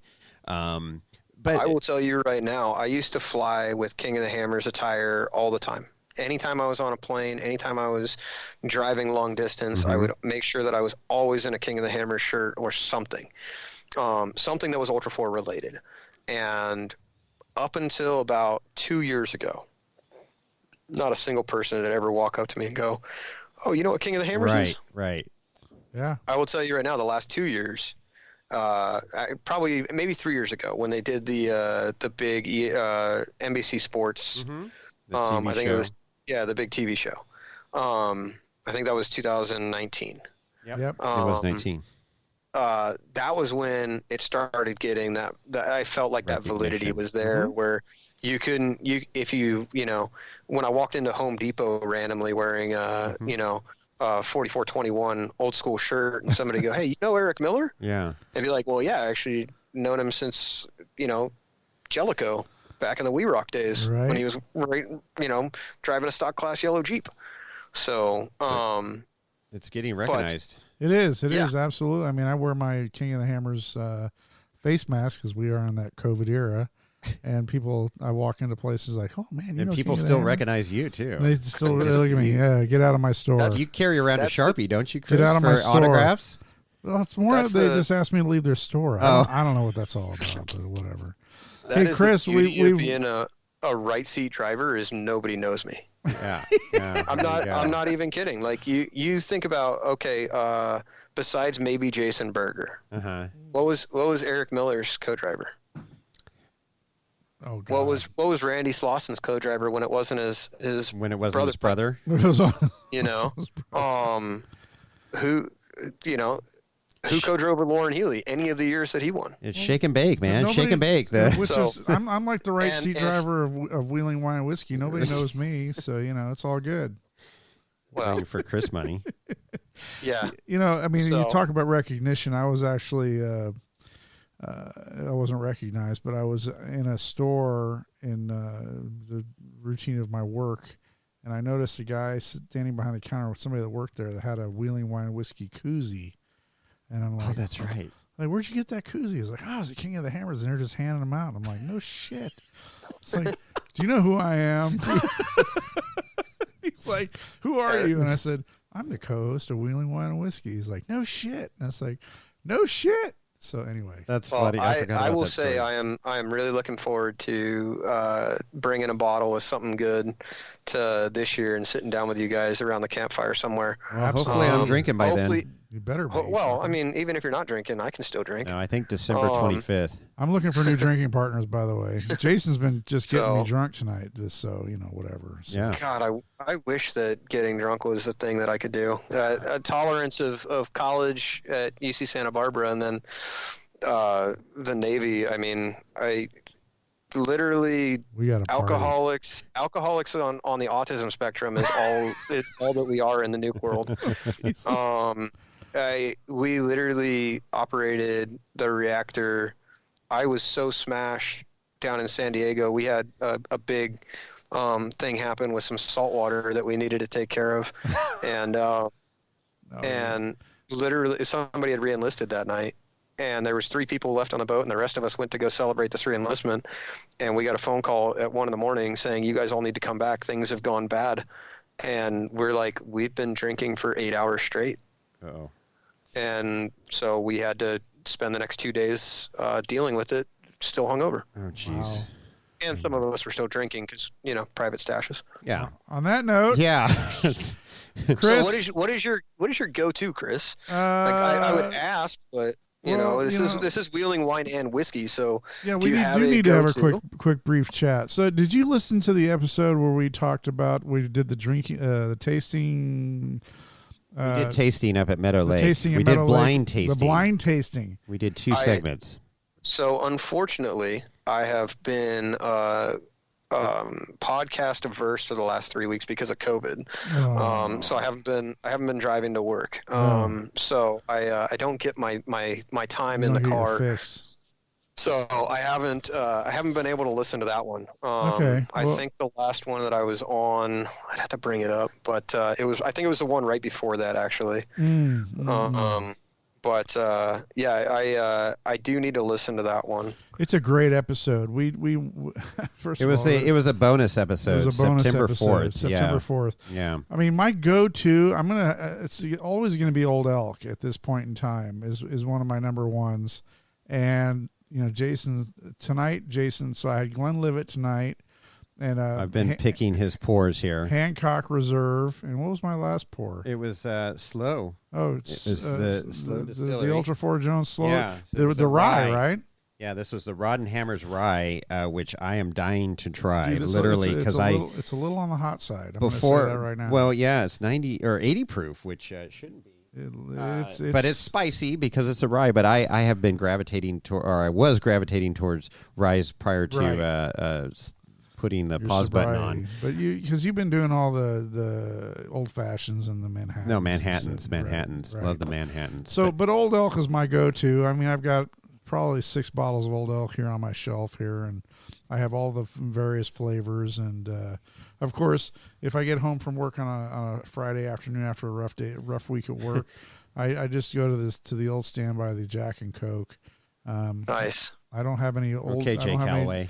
I don't have any Gentleman Jack in the house right now, but I do have the old number 7 Jack, old Jack Daniels, the old trustworthy Jack Daniels. So, but you can't go wrong with. I'll tell you what. You listen to that episode because the small batch, Kirkland small batch, straight bourbon whiskey, super good. Yeah. I will say that I'm actually more of a Scotch and Irish whiskey. The bourbons are just too. I don't know what the right term is. I don't know the keyword, tricky phrase, but they just hit too hard for me. I was fortunate enough. We kind of mentioned bike racing a little bit. I was fortunate enough to go to the Elite National Championships in Louisville, Kentucky, back in 2018. And I got to go do a tour of the Bullet. Ooh, I like Bullet. Tasting out there, which is for those that haven't been there, Bullet took over the old Pappy distillery. I may have a bottle of Bullet on the shelf. Yeah, there's Bullet right there. Want some of that next? And so I have dabbled in, and we did the bourbon walk while we were there. I obviously had to go easy because I was there for a cycling race, which is 90 minutes of hell, and this was in July, so it's humidity and everything else that you're not used to when you're a SoCal boy. Reason number 330 why I don't live in Connecticut anymore. But yeah, it was actually really awesome. I would love to taste more. My favorite whiskey drinking night was I got some backstage passes for Flogging Molly. Oh, there we go. Yeah. I will tell you what, their lead guitarist is a guy. What's his name? I don't know. It is. I'm bringing it up right now. Dennis Casey. There you go. Dennis Casey, That Flogging dude, Molly. So, yep, Dennis Casey of Flogging Molly. We went through 3 bottles. What? The two of you? And well, I mean, he was pouring for everybody. Okay, good. But he went through three bottles of 18-year-old Irish whiskey in 2 hours of partying after the show was over. You don't remember the whiskey? I gotta get I'll get a text message out to the wife to find the picture of the whiskey. All right. But he had he had 2 18-year bottles and a 16-year bottle, and it was literally like I had a red Solo cup, and he just was pouring, 3 or 4 fingers for everybody at a time, just getting obliterated. Wow. And it was just some of the most amazing whiskey that I've ever had. And I'd love to figure out that bottle because I need to get it into my my rotation. But like I said, I'm more of a Scotch guy. I love the Macallan. Mm-hmm. It's just, especially the Macallan 12. It's just such an easy drinking, and everybody's like, "Oh, you drink such a high end bottle," and I'm like, "It's $60 or $70." Yeah, like, it's not that. It's when you get to the 18 and the 24s that it gets really brutal. Yeah, and I mean, realistically, like, you think about the fact that, like, I can sip on 2 to 3 fingers, which is, there's probably 20 of those in a bottle. Mm-hmm. That's equivalent. That's the equivalent of having a good 6-pack of beer. Sure. And a good 6-pack of beer is $16 or $18 now. Yeah, no doubt. So I'll actually spend less money buying an expensive bottle of whiskey or Scotch. Than be able to, just sip on it and not get hammered drunk because I'm just throwing beers down my gullet. Well, and that's the thing right nowadays too. I mean, it's really become a fad. I'm not. Is that the word I'm looking for? Or niche? Yeah. Yes. Right now is bourbon and whiskey. This becomes super popular, and that's why the prices have just skyrocketed on some of these things. Like you try to find a Blanton's or even a Weller, forget it. You're fucked. But I mean, there's so many great bargains out there, and I'm going to circle back to the Kirkland small batch. This you can't go wrong. You go to Costco, $19, $18, you get a freaking giant bottle of really smooth drinking bourbon. But a guy in the 4800 class that needs to hang out with you guys after the EMC is Jeremy Jones. He is a Scotch connoisseur. Oh, okay. So get him. He always has a good selection. I got super crisp the year that's literally what they called it. I was pouring margaritas because they brought tequila that year too. Jesus. Well, he brought 6 gallons of Patron. Oh, Jesus. That's a lot of Patron.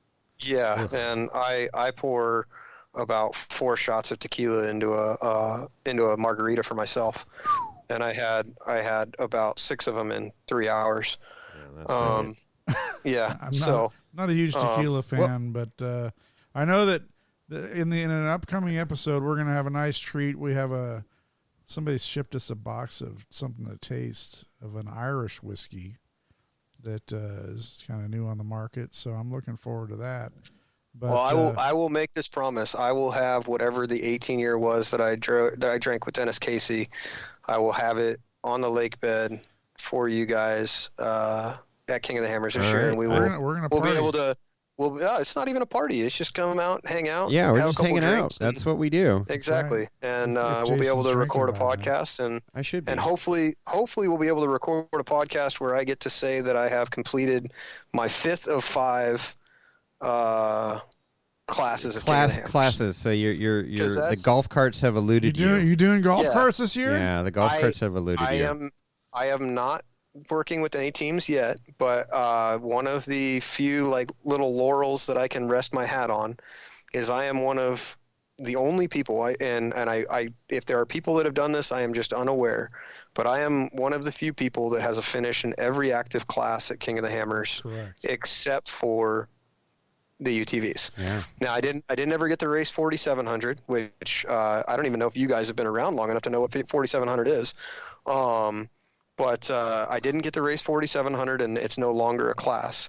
But I have a finish. I don't know what that is. That was the spec class. That was that's the what class Arturo.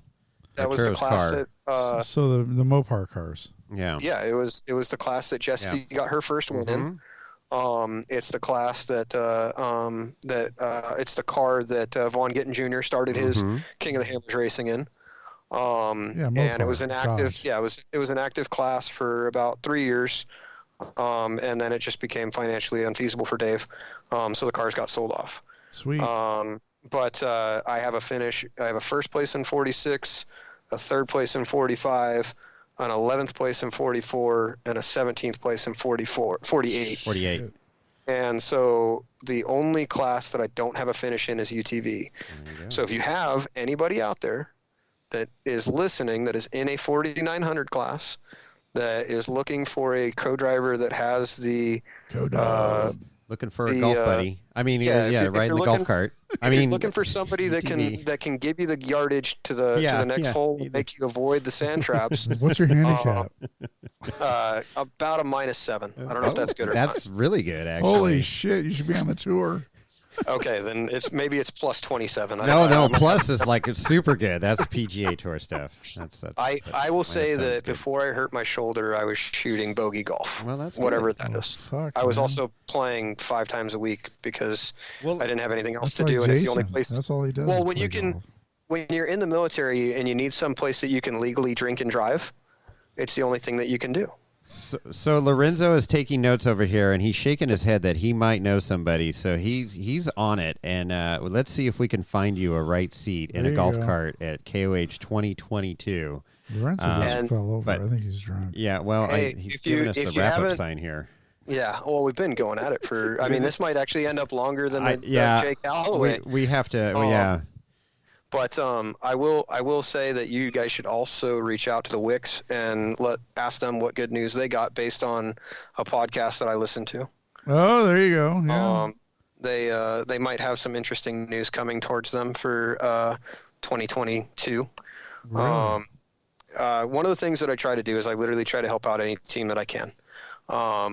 I've been around the industry. I've got those connections, and that's what I bring to the team. Is I might not have all the money in the world. I might not be able to write the checkbook to sit in the right hand seat, but I can put you in the right conversations with the right people to make things happen. Sweet. So after listening to your guys' special with the Wicks, I made a phone call. And sent some text messages and did some things, and there might be some news that the Wicks brothers are able to release sometime soon. I was going to say I got some intel on that, but I can't say. No, none of us can. So the other person, obviously, that I'm doing everything in my power to help is Amber Turner, one of your guys' longer time members. We all love Amber. Yeah, I am literally doing She's our new everything in my co-host. power to. Is she drinking more whiskey than you finally? Oh yeah, I got fired. Oh no, Jason got fired. Never mind. No. So, I am Chris doesn't go to going to do events. everything in my power to make sure that she gets across the finish line this next year. Yeah. She's making some good progress on axles. We're going to be working together at Thanksgiving with some spotting and some driving and trying to get her to learn the rocks. And my personal goal is to get her. Randy Slauson said that she can't make it up Wrecking Ball in the Samurai, and so I think it's the Friday of Thanksgiving. We're going to go try to get her Samurai up Wrecking Ball. Well, and the other thing is she needs to find those express lanes out in the desert and get that car above 60 miles an hour. So is there some like people mover things out there that like at the airport where you walk on and you go twice as fast? $1.05 is the number, right? Yeah. So we need to get her some more torques horsepower out there. I will tell you right now that in Jessi's 4600, we never hit above 95 miles an hour in the race. Yeah, but we hit 91 on the lake bed with It's no way sway better than bars. 60. Yeah. It's way better than 60, but if you can do 60 consistently, you get across the finish line before the checkered flag is out of time. Exactly. So I mean, that is going to be a monumental day when Amber finishes that class in that Samurai. I honestly think that the move to Toyota axles to get her a little bit wider to help with some shocks. Samurai 1-tons. Yep, exactly. I tell you what, the Samurai buggy was like my Justin Hall's buggy is my old buggy. I sold my buggy to Justin Hall, so that the blue and white Samurai buggy that he's driving around now is my old buggy. Yeah, his pre-runner. His pre-runner. Yeah. Yep. Oh shit. So that thing's well built. I love the Samurais. I still to this, like Justin, I have first right of return when that thing goes back up for sale. Because that thing, I love. I want to put an Ecotech and a T999 in it, and a toy box with a Dana 300 in it. Because I will tell you what, there's a guy on Pirate by the name of Shane. His pirate name was White Bro with a Fro. Yeah, White Bro with a Fro. Yep, him and Randy Slauson they are in my opinion, they're the founders of King of the Hammers. They're the ones that were going fast in rock crawlers before going fast in rock crawlers was fun. We used to do hot laps up jackhammer. Literally lake bed to lake bed, sub 20 minutes. What? Yeah. And this is back in 2005. Wow. This is when Randy built the Bash buggy. And little Toyota motor, Dana 60 front, 9-inch rear, 38 TSLs, like just hauling ass. And White Bro had built his buggy, and he had 4.3 with I think it was a turbo 400, and then it was to a toy reduction box and a Dana 300. Wow. It might have even been like a 350. I don't remember the exact drivetrain. Wow. But these guys, were some of the first on coilovers and hauling ass up the rocks. Oh, shit. And that there's a story that Randy talks about where, he did 5 or 6 laps up jackhammer while Dave Cole did 1. That's right. Well, yeah, we heard that. I will tell you right now that is legit. Yeah, it's a true story. He was literally just hauling ass as much as he could. Speaking of ass, Lorenzo has given us the wrap-up sign. Yeah, he is. Sounds good. I told you guys coming into this, I can just talk stories forever. No, it's awesome, it's man. awesome stuff. And we definitely want to have you back on the show, but we're going to do it live from the lake bed. Absolutely. We're gonna all we're going to do is record from the lake bed. Well, you're going to be there? I was there last year. Have never missed. No, not you, not that Chris. I'm talking about my co-host Chris. Dude, if I missed one in the last 5 years, well, I just want to make sure you're going to be at Hammers because all these other runs. Hey, the good thing is we can all be part of the Lance Life. The Lance Life is awesome. Yeah, I've got a 921 that I throw on my OBS. Yeah, the Lance Life is awesome. So, Chris, do you want to do any shout outs? How do people get a hold of you? Do you have an Instagram? Do you have any of that stuff? He's got. Yeah. I'm on Instagram, REA_Chris, CHRIS. I'm active there. It's a public profile. I don't have a whole ton of followers. Do you have a blue check mark? Yeah, right. I think I have like 800 followers. Nice. I said, I'm going to sign up. I guess I'm a nobody. Yeah. The best way to just get a hold of me is reach out via email. I'm not going to say that out publicly, but if you know anybody, message me. And if you want to talk, I'm not nearly as famous as Terry Madden. I'm not nearly as well known as Jason Berger. Well, after this podcast, you will be as good looking as Jake Calloway. If anybody needs help, I live 2 hours door to door from the lake bed. So if you're coming from out of state and you need somebody to show you around, I have all of the King of the Hammers maps, plus all of my notes for every year that I've raced. And you can literally set me out anywhere in the King of the Hammers race course, and I'll be able to tell you where we are, what direction we need to go, and what the next trail is, right? By memory. So if anybody ever needs help, I don't care if it's a Tuesday or a Wednesday.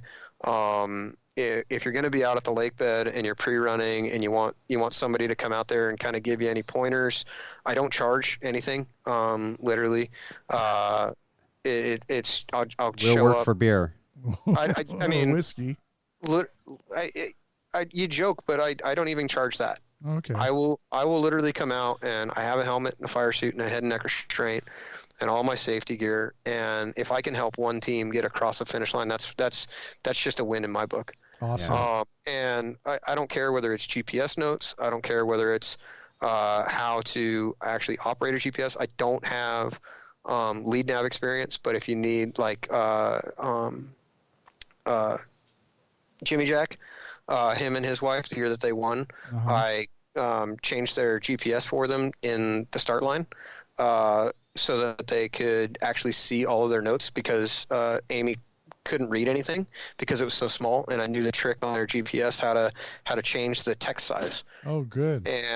And so, like, just little things like that. If anybody ever needs any help, you can reach out to me on IG. You can look me up on Facebook too. That's my full name, Christopher Rea, Ray. If I say Ray, people are going to spell it R-A-Y. Yeah. So I make sure to spell it R-E-A. But look me up on Facebook. Hit me up. I'm not shy with any help. And especially if you're a new team and you need, how can I make that connection? How can I make that conversation happen?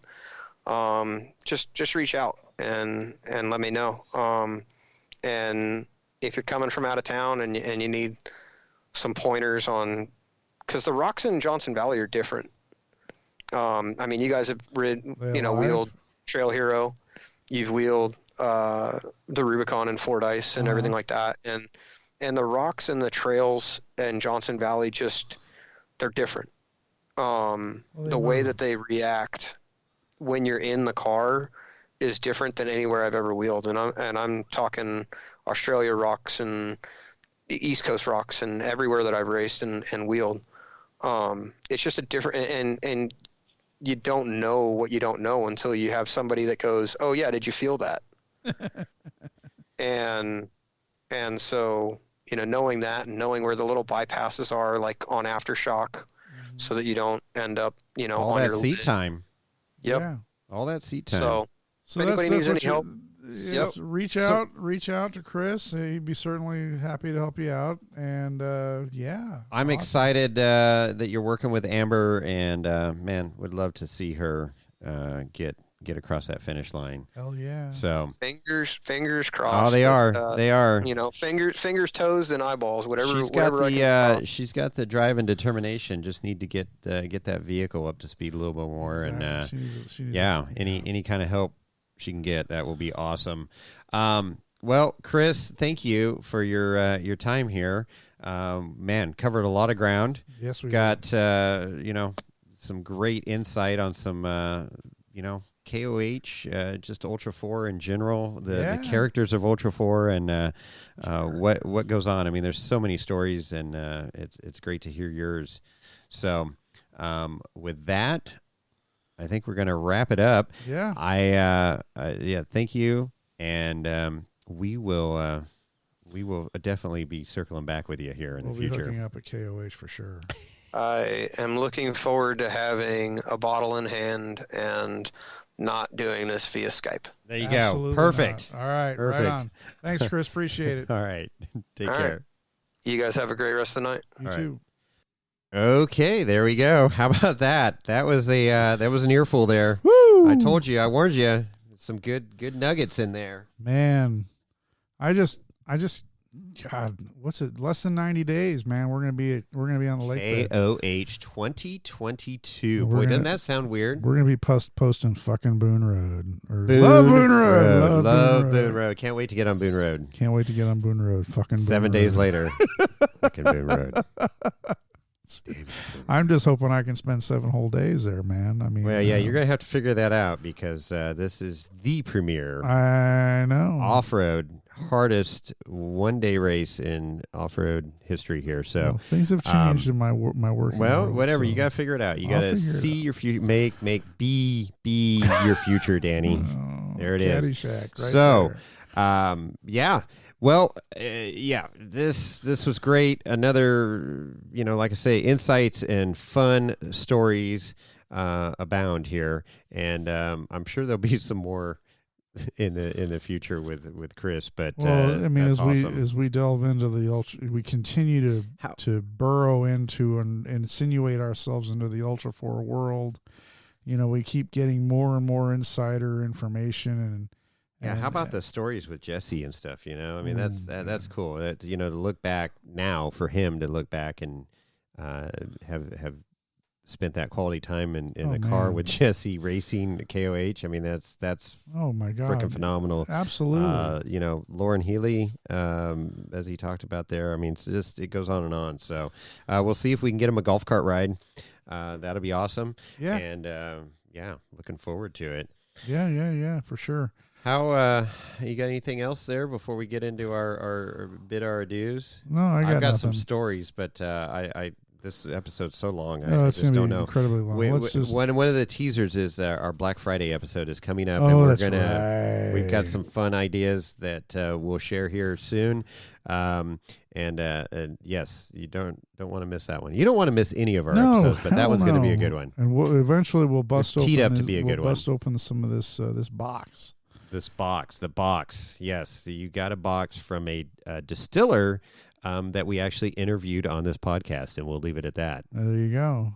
Yeah. Did we say female distiller? Because then that would really narrow it down. All right. Well, there you go. Those of you that are loyal Wheeling Wine and Whiskey fans, you will know who we're talking about. But if you're not, you're going to have to figure it out or wait till the episode comes out. Just listen to every episode and figure it out. There you go.